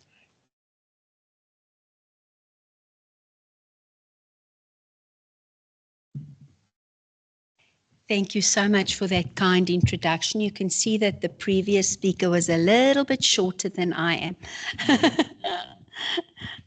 Thank you very much. Okay. I've got my water here, so let's hope I can do as well as Elmine did this morning. Okay, so today I'm going to talk a little bit about dairy as a food, and it's fascinating for me as I was listening this morning to all the presentations, how everything that we talk about is linked in some or other way. So there's a little bit of what I have to say here and there that I think is linked to every presentation that we've seen. So specifically this morning, we've spoken about South Africa and just now about the diverse culinary practices that exist in our country. So it's not as if there's one diet or a typical diet that is followed by most South Africans. Also, we've touched on the socio-economic disparities that are prevalent in our country, with large differences in income levels and socio-economic status. And then also we are characterized by a wide variety of health challenges, including infectious diseases and the non-communicable diseases that we've heard of as well. So when looking at these challenges and issues, it's important to look at dietary recommendations on the one hand, which are based on disease profiles and what is prevalent in a country, but also looking at consumption patterns, because the two have to be aligned. So when we look at consumption patterns, we're hoping that our dietary recommendations can address consumption patterns. And in that sense, we need to look at cultural acceptability of foods and what people eat, because it doesn't help we recommend something that people are not going to eat because it's unfamiliar to them. So when we do this, we take a step in the right direction in terms of informing policy and also promoting public health. So if we look at this sketch, you'll see, I don't know how clear it is to you, it shows the proportional burden of disease or burden of death according to 4 major categories that were published in 2016 in South Africa. And you can see that there is a massive disease burden from non-communicable diseases, infectious diseases, and a number of other issues. So based on this profile, we see that non-communicable diseases in 2016 contributed to 50.9% of the disease burden in South Africa. Communicable diseases 16.6%, injuries 11.9%, and then ill-defined conditions about 13.5%. So when we look at the burden of disease, the primary goal of our food-based dietary guidelines is to assist the public in selecting healthy diets, which are defined as diets that fulfill all nutrient requirements and guard against these diet-related non-communicable diseases. So our South African food-based dietary guidelines, the first version was published in 2003, and then a revised version was published in 2012. These guidelines have been developed in a collaboration between different organizations, including the Nutrition Society of South Africa. I think that's work that we are very proud of, the Department of Health, the Medical Research Council, academics, food producer organizations, and the United Nations have all been involved in the development of the South African food-based dietary guidelines. Our food-based dietary guidelines are adopted by the National Department of Health, Directorate of Nutrition, and used then in nutrition education initiatives across the board in South Africa. And I think we are very fortunate to be able to have these. Also, just to mention, 2012 is a while ago, so we are looking forward to another revision of our dietary guidelines. This is dependent also on the national the dietary intake survey that's just been completed in our country. I'm sure all of you have been involved in some or other way. So we were involved in the Free State collection of data. So that report is has been completed, and the chapters are being finalized, and we're waiting for the sign-off from the Department of Health before that can be made available. So unfortunately today I would have liked to be able to report on the new data, and we did think that we would have it available at this time. You'll remember last year we spoke about our desktop review, and that is what I'm going to have to depend on again today, because we cannot yet report the information in that from that new survey. So if we look at the food-based dietary guidelines that exist at the moment, they were developed based on this publication that was done by the South African Medical Research Council, looking at a comparative risk assessment for South Africa in 2000 towards promoting health and preventing disease. So again there, the nutrition-related health outcomes that were identified as priorities that needed to be addressed with the food-based dietary guidelines are high blood pressure, excess body weight, high cholesterol, diabetes, again, the low fruit and vegetable intake, childhood and maternal underweight, vitamin A deficiency, and iron deficiency anemia. Then there are other risk factors that are indirectly related to nutrition that were also included initially in the food-based dietary guidelines. The physical inactivity guideline was removed later in the revision. And then also unsafe water, sanitation and hygiene that leads to diarrheal disease is another risk factor that we need to address that was indirectly related to nutrition. So this lists our South African food-based dietary guidelines as they are. I'm not going to go through them in detail. I'm sure you're all aware of them. Today I want to focus a little bit on the have milk, mass or yogurt every day guideline. Now, the food guide was also developed to support the food-based dietary guidelines, and I'm sure many of you have seen this picture as well. It includes 7 food groups, including starchy foods, vegetables and fruits, dry beans, peas, lentils and soya, chicken, fish, meat and eggs, the milk, mass and yogurt, fats and oils, as well as water. And the food groupings, these food groupings are necessary for healthy eating. And I think we can see from this as well that all those indigenous foods all have a place within the food guide as well.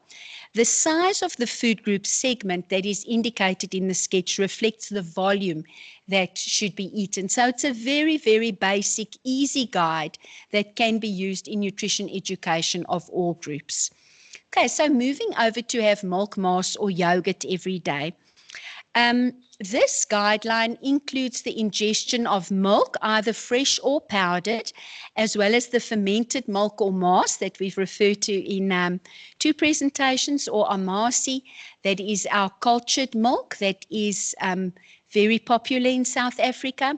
It also includes unsweetened yogurt, but you can see from the wording of the guideline, have milk, mass or yogurt every day, that cheese is not included.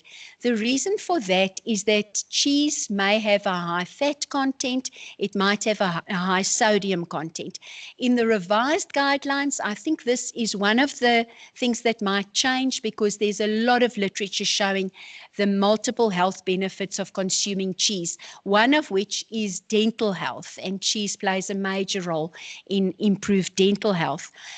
Because cheese was excluded, something like cottage cheese, which is actually low in sodium and fat, is also excluded in an effort not to confuse the consumer. So in the testing, it was decided to leave cottage cheese out of that.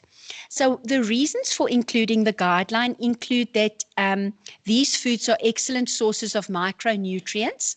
All of them are low in sodium, high in potassium, and then high in calcium. These foods also are a very important source of protein, and I think we've spoken about dairy and the low consumption in South Africa. We'll get to that, as well as the potential for contributing to protein and these micronutrients. Also, it is a food that can complement foods with lysine deficient protein. And if we look at the staple starchy foods that are eaten and the amino acid composition of those foods, then they are lysine deficient. So adding milk to porridges is one very good way of completing the amino acid profile of that meal. Pardon me. The other components in milk, mass, or yogurt are bioactive peptides, specific fatty acids, and we know that fatty acids are not necessarily the same, do not have the same health benefits. Some are better than others. Also, they have a low pH, the fermented milk products specifically, and a low sodium to potassium ratio. So this sketch shows very nicely, if we look at metabolic syndrome and we look at hypertension, dyslipidemia, obesity, and glucose intolerance, which all underpin and underlie the non-communicable diseases that we see, you can see the nutrients in milk, mass, and yogurt, as well as the nutrients in the whole foods and the bioactive compounds and other properties. Now, previously, Prof. van den Berg referred to the food matrix, and I think this is a good picture depicting how a food matrix, the food matrix in dairy, which basically means that a food is more than the individual components that make up that food, but that there are these interactions between them that have got beneficial effects. So if we look at our guidelines, 1,000 milligrams of calcium and 2,000 milligrams of potassium per day is basically what we are recommending. And if we take 400 to 500 mils of low-fat milk per day, it would contribute about 48 to 61% of the EAR for calcium, 30 to 38% of the recommendation for potassium, and only 9.2 to 11.5 of the maximum 2 grams per day of sodium that is recommended, or the reduction in sodium. Also, the potassium in milk is important in populations where a low intake of vegetables and fruit is common. And this is true in the South African context. And we've seen how important it is that we address fruit and vegetable intake. Specifically, one of the reasons would be for the high potassium content. So milk can make an important contribution there. Okay, then if we look at the consumption data from South Africa, again, last time we did report on the desktop review. I hope you remember some of what we said. That was more in general. If I just look at the dairy intake now, that review about the nutritional status of South Africans showed that an inadequate diet and high levels of malnutrition are prevalent in South Africa. The national surveys and regional studies that are available looking at dietary intake have looked at the health and nutritional status of South Africans. But as you all know, before we undertook the National Dietary Intake Survey, there was no comprehensive assessment of dietary intake in South African adults, only the one survey that was done in children. So this information from the desktop review was then important to decide on the methodology that would be used in the South African National Dietary Intake Survey. So I think since we met last year, the desktop review has been published, and I really hope that most of you have downloaded it and have it available. And it gives us this systematic review of the work that was done between 1997 and 2019. Before that, we had the review that was written by Prof. S.T. Foster on the studies that were done up to 1996. So again, this review was to determine the extent of research on nutritional status, looking at the methods that we used, the cut points that we used, trends in over the time period, how the diet has changed, and as I said, to identify the methodology, or not to make the same mistakes that are made in many of the surveys and regional studies that have been published. Okay, so if we look at the food consumption data related to dairy, on a global level, if we look at per capita milk consumption, you can see from the picture there, the orange line, which is the one near the bottom, shows the African milk per capita consumption. And you can see that compared to the other continents, except for Asia, that it is much lower than in other countries. All of the studies that were included in the desktop review showed a low intake of milk and milk products over different provinces, over different groups, over different surveys in all areas. Milk is consumed commonly, but often in small amounts, so usually just milk that is included in tea and coffee, or a little bit of milk that may be added to porridge. The consumption of cultured milk or amasi is important to note. That is culturally acceptable, and that it is a food that is very well liked amongst South Africans. Then if we see the low milk, fruit and vegetable intake, when we look at intake of nutrients, this agrees with the low calcium and potassium intakes that have also been identified. Now, from the studies that have previously been done, it's impossible to make valid conclusions about the adequacy of energy and nutrient intakes. And this, again, I think is important to consider when you're planning a study or when you're planning a survey, because most publications report only mean and median intake. They seldom report the percentage of participants in that survey with intakes less than the estimated energy requirement or the estimated average, am I now saying it right? Estimated average requirement. So now there are two standards also that we use to evaluate adequacy amongst the studies included. They included the 1989 RDA, or recommended dietary allowances, as well as the newer dietary reference intake. So it's difficult to compare studies that have used different standards. Also, in terms of adequacy, the cut points differ. Sometimes the percentage of participants with an intake below the RDA is used, and in other studies, intake below 67% of the RDA or the EIR have been used. Okay, then I just, Prof. van der Berg helped me make this slide. She's a bit more advanced. So in our publications on the desktop review, we hope to do something similar. You can see that this line indicates the EIR for men older than 70 years and women above 50 years, whereas this line shows the EIR for men 31 to 70 years and women 19 to 50 years. So what we've done is we've made a dot for each of the publications, looking at where the calcium intake was. And on this side, we've got the milligrams. So across all strata, you can see in urban men, those are the studies that included urban men, each dot, urban women, rural men and rural women, intake of calcium far below the EIR for different age categories and different genders.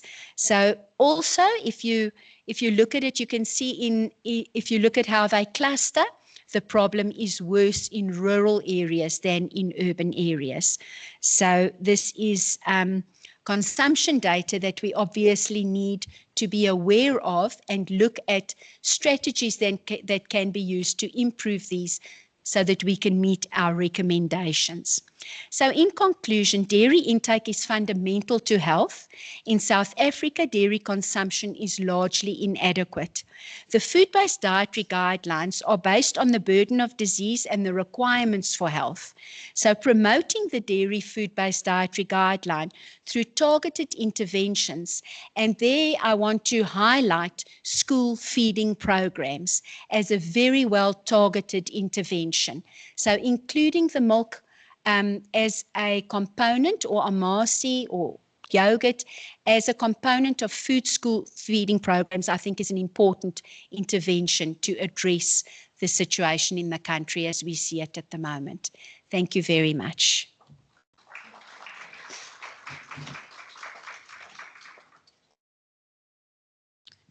Are there any questions?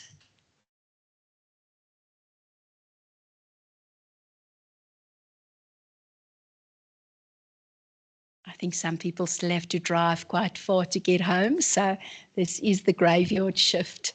Okay, thank you very much. Thank you very much, Prof. Walsh. I hope that whoever reviews the food-based dietary guidelines maybe considers including the indigenous foods in those statements. So we will move on to our last presenter for today. Last but not least, I would like to call upon Mrs. Natalie Heidenrich. She is a dedicated and highly skilled dietitian with a wealth of experience in both private practice and clinical settings. She currently serves at the Rahima Musa Mother and Child Hospital, where she plays a pivotal role in the nutritional care of mothers and children. She holds a master's degree in dietetics, which underscores her deep commitment to advancing her knowledge and expertise in the field of nutrition and dietetics. Her academic and professional journey has equipped her with a profound understanding of the complexities involved in treating severe acute malnutrition, particularly in vulnerable populations. Her insights and expertise in this area are invaluable, especially in settings where nutrition rehabilitation is a cornerstone of patient care. Please join me in welcoming Natalie.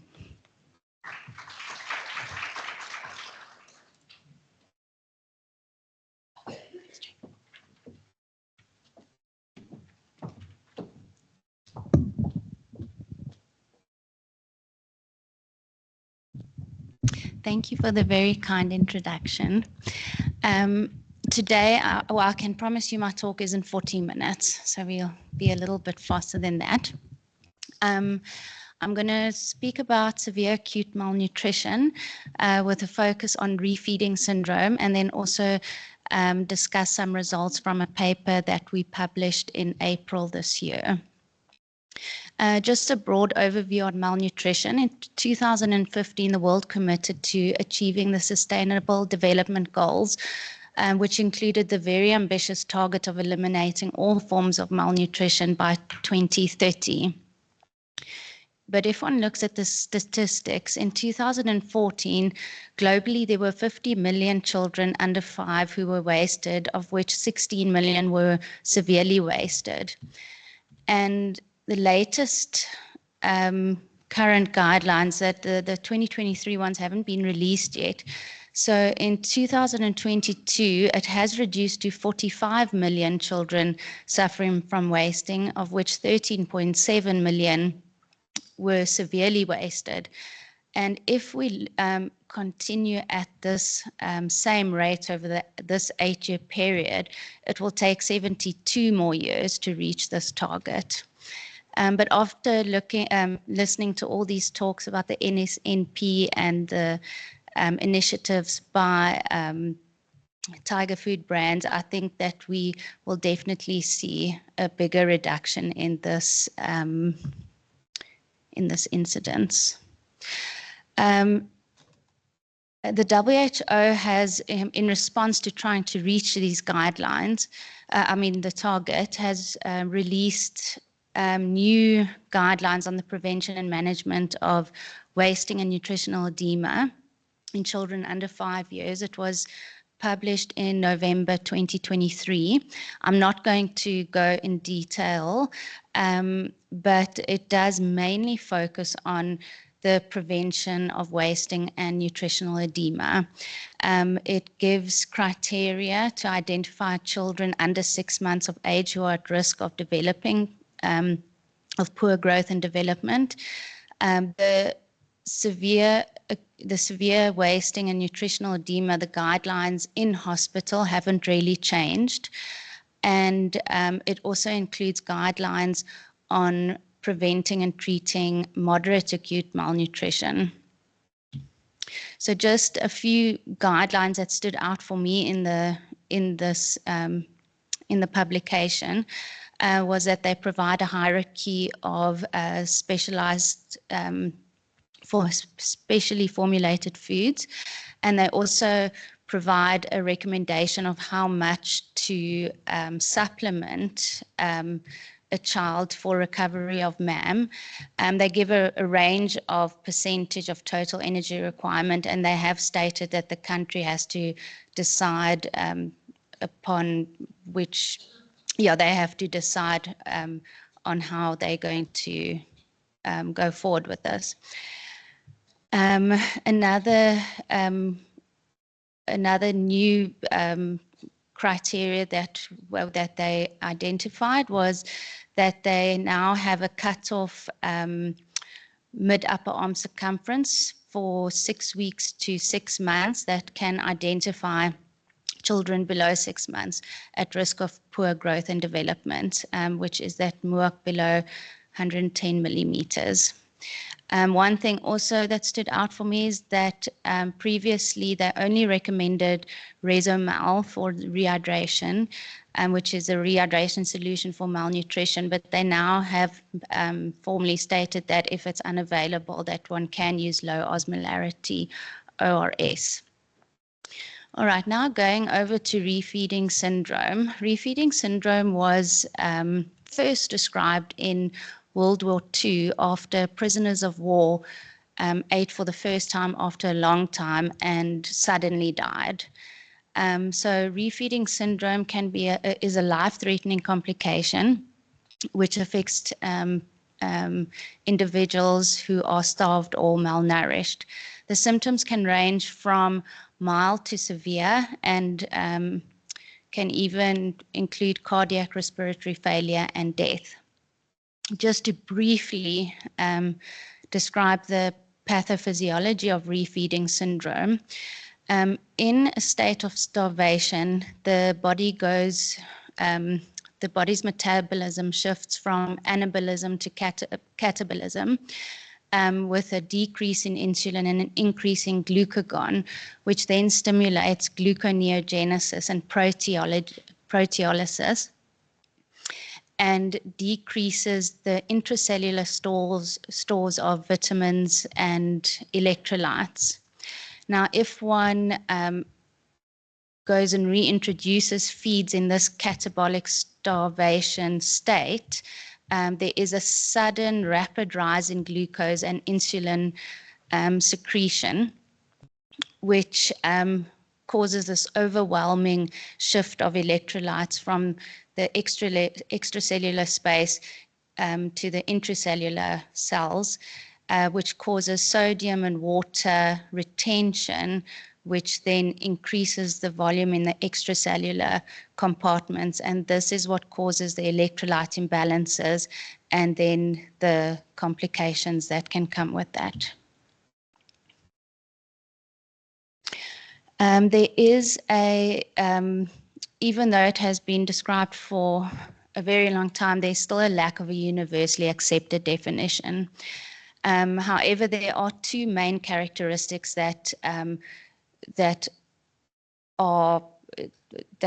everyone agrees upon, and that is hyperphosphatemia and the development of the syndrome within 5 days or the first few days after initiating feeds.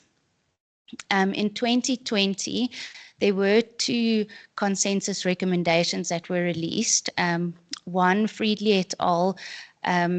Distinguished between manifest refeeding syndrome, which they said is a decrease in phosphate by more than 30% or to a level below 0.6, or to other electrolyte changes together with clinical symptoms.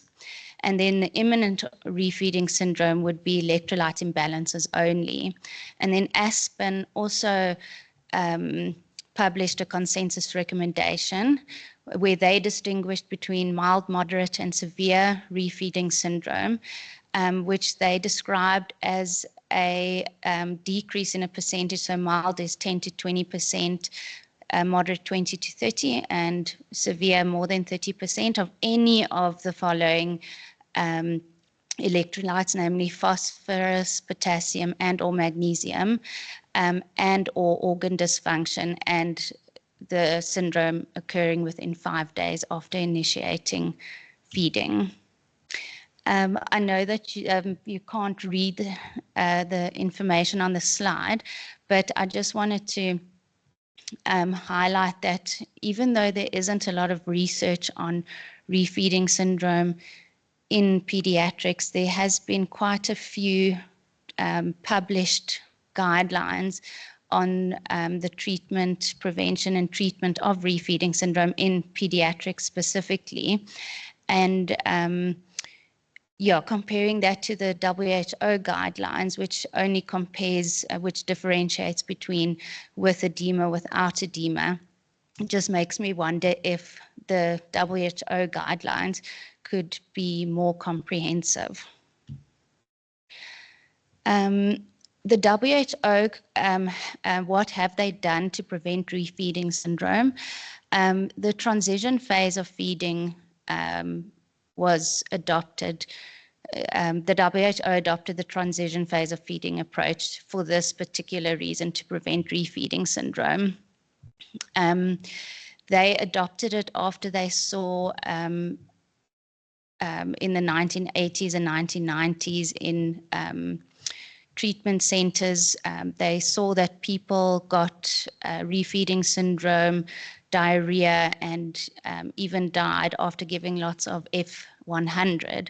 So after that, that's where they developed this transition phase of feeding. And it does seem to manage the transition effectively by reducing refeeding syndrome, but the optimal approach is still not known.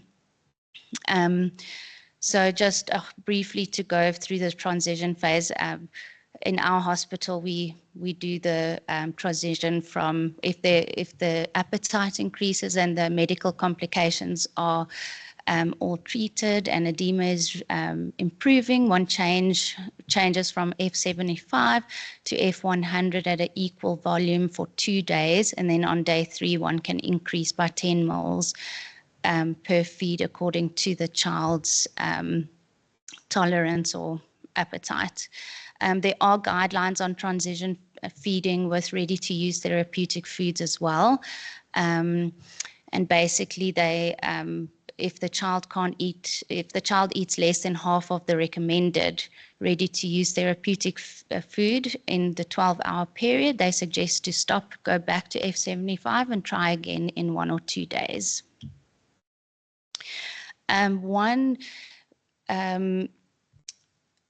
Which I think is very important, which isn't emphasized enough in the guidelines.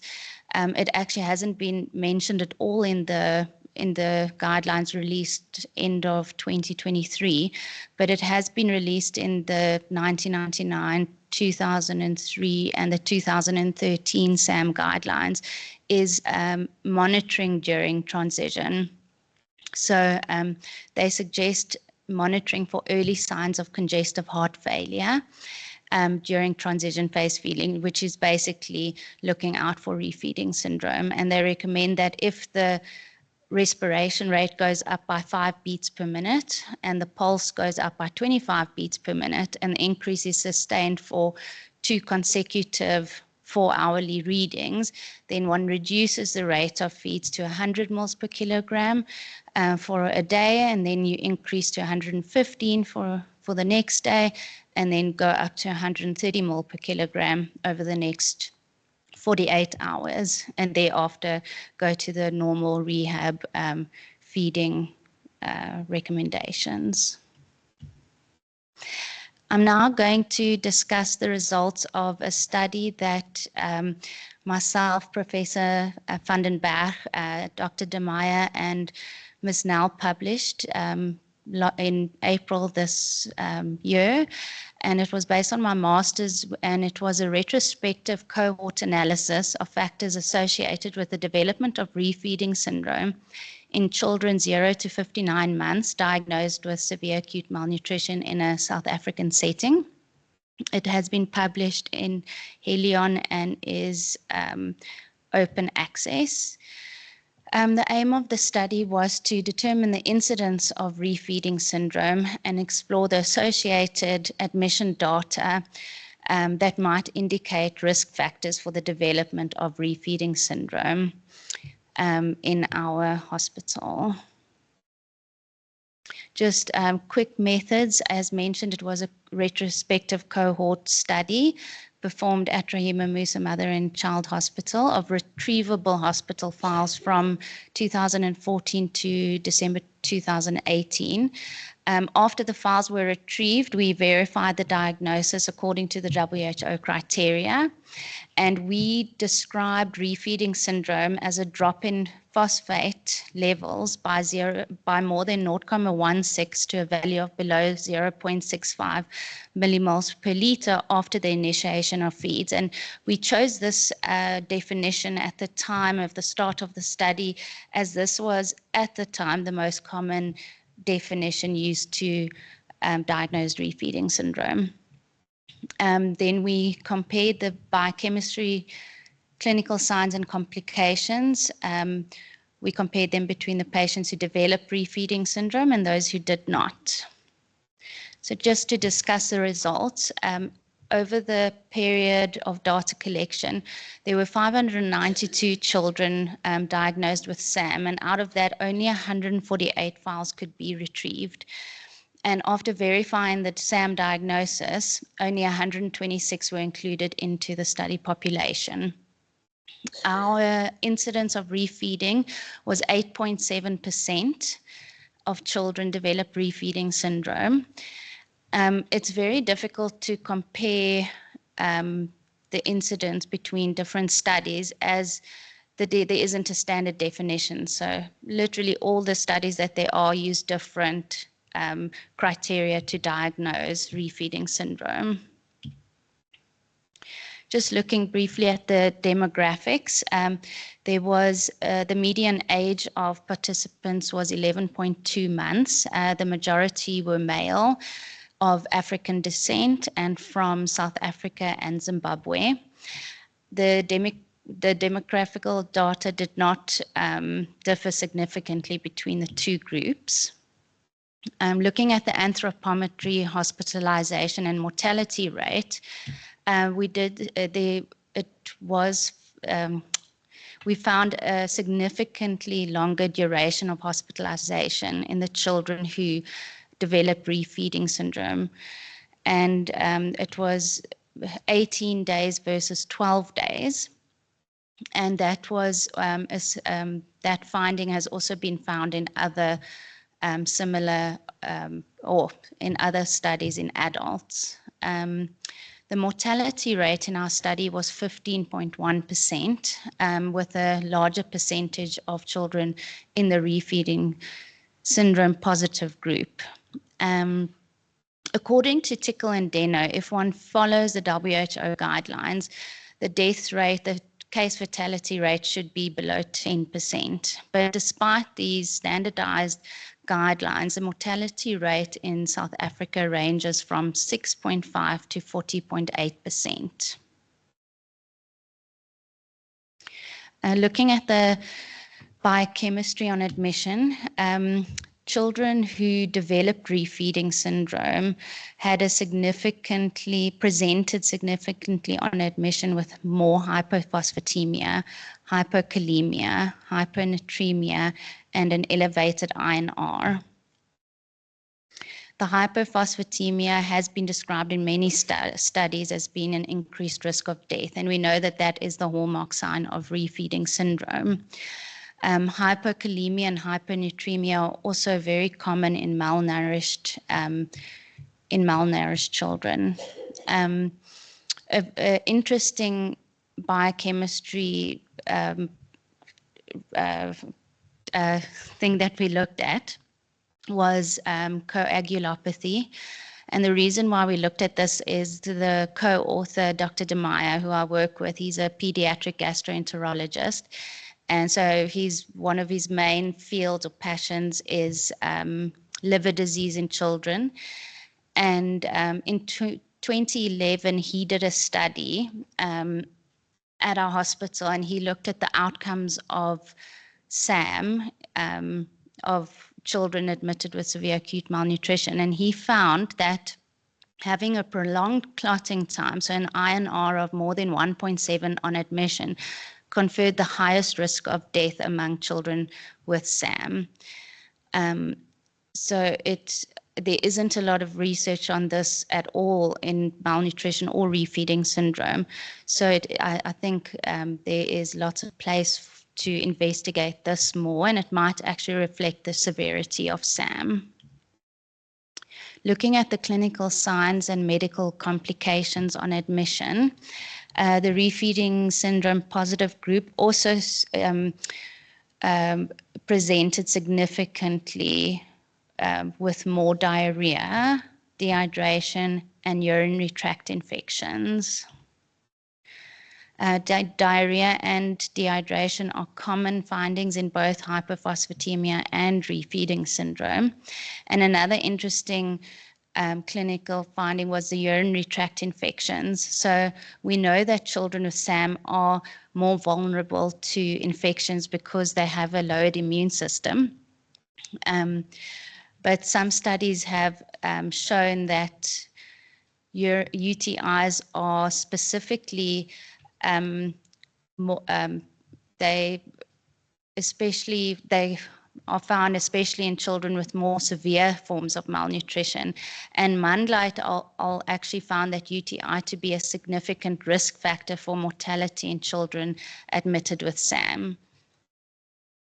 So just summarizing the key findings of the study, we found that children who developed refeeding syndrome more likely presented on admission with hypophosphatemia, hypokalemia, hyponatremia, dehydration, elevated INR, and urinary tract infection. They also had a significantly longer length of hospital stay compared to those who didn't develop refeeding syndrome. The limitations of the study was relying on medical records. The very small sample size, which ended up only being 20 population, and retrieval bias. So in our hospital, the death files are kept in a different section to the normal files. And so I could obtain 91.7% of the death files, but only 37% of the normal hospital files I could find. So it might affect the mortality rate might not be accurate. Implications and conclusion. We know, well, the incidence of refeeding syndrome is difficult to determine because there isn't a standardized definition. And we know that SAM is a risk factor for refeeding syndrome, and it is a life-threatening condition. We therefore need a universally accepted definition for refeeding syndrome so that we can determine, basically diagnose refeeding syndrome, and also identify risk factors and possibly update the current treatment protocols and improve the outcomes of these children. Thank you. Any questions?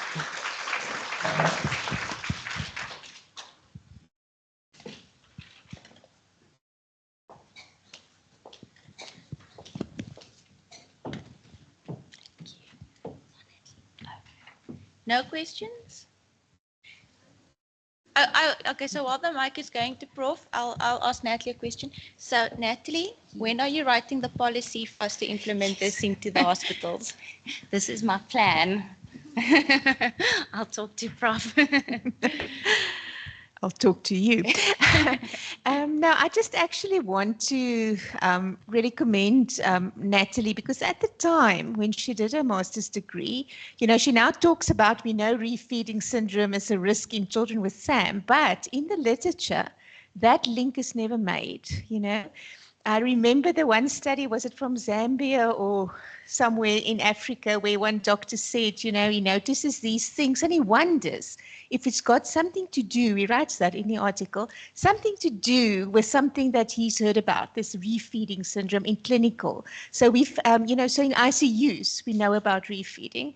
And although the WHO has got the transition phase, they didn't base that phase on refeeding. They actually found children that were, you know, fed suddenly, died more, and they had more diarrhea and things like that.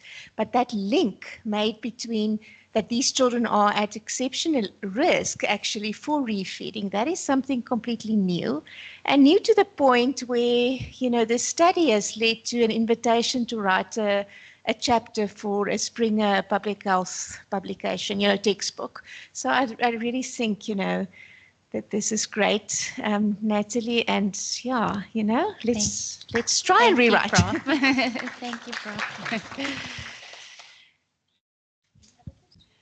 Yes, so I just want to ask the lab values. So usually if you have it in a district hospital or so, they don't do the CMPs. So is it just because it's a specialized pediatric hospital that they do the lab values, or why did they? Because usually SAM and MAM children, they don't often, well, that's my experience, they Yes. don't often do the lab values. Yes. It's definitely done more regularly now in our hospital. So we only looked at those that have been done. But I think Dr. De Meyer, who has also, is very passionate about malnutrition, and he's been in our hospital very long. I think he was the one who actually started doing all these blood tests. The CMPs, the INR, which I know they also is not a regular thing to do. And now it's basically done for all our SAMs who are admitted. We check the CMPs and the INR, and we really do. We see a lot of refeeding syndrome, but then we can treat it, like the supplements, we give phosphate. So it is definitely something that I think should be included in the SAM guidelines, is CMP monitoring. And also then if it happens, how do we treat it? How much phosphate and all of that to give?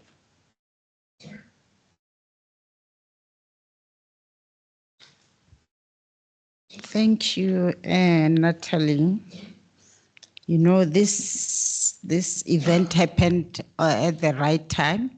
I have my colleagues here from the government hospitals that it's only yesterday that national office have shared a draft document on management of acute malnutrition. It's integrated management of acute malnutrition guideline. It's a thick book.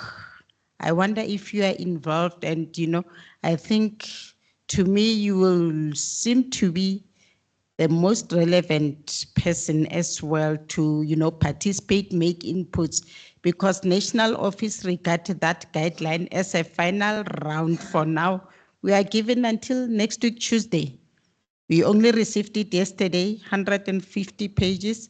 We are given until next week, Tuesday, to give our final comments, and having people like you really expect in that, Yes, in that regard. And next thing we publish, we make copies, and we force our, healthcare providers to implement what is in the guideline. So it will be really valuable. Please, if you allow me, that maybe after this meeting, we exchange contacts, then you can also browse through the document. There are different chapters there. I've already started reading it, and I've noticed that they did not even wrote the anthropometric values for the under 6 months old. Okay. I think I just read the first 20 pages so far, only yesterday when we received it. So it's really at the right time. And hence we always say that seminars and congresses are meant for networking as well, right? It's not only for the points. Am I correct, Angelique? Correct. Thank you. We can chat afterwards, definitely. Thank you.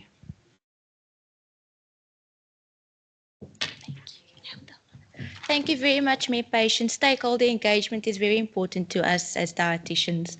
Natalie, we want to thank you for your presentation. As a token of our appreciation, Ina, where's Ina? Ina would like to give you a little gift from us. Thank you so much. Thank you so much for Thank coming. you very much. Ladies and gentlemen, as we conclude our symposium, I want to thank everyone for their contributions to our theme, Dietetics with Dignity. We gained valuable insights from our distinguished speakers and engaging discussions both in person and online.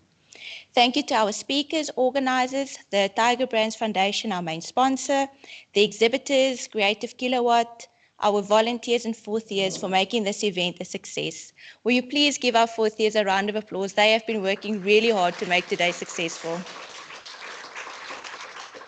To everyone, your dedication to advancing dietetics and improving health outcomes is truly inspiring.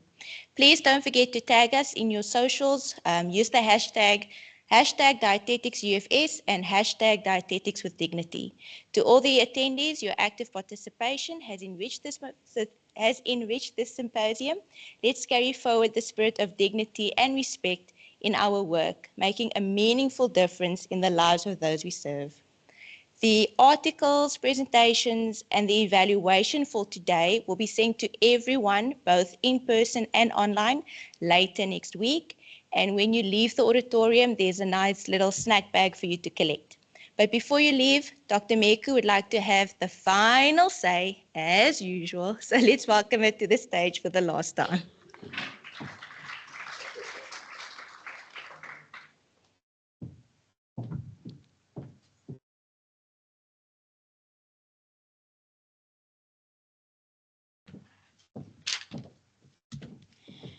Sure, I can finally sleep tonight. Yes, so as a relatively new HOD, I inherited some of the traditions of the department, and I can tell you this is one of the most daunting ones to have inherited. So every time the day ends, I feel like, okay, now I can really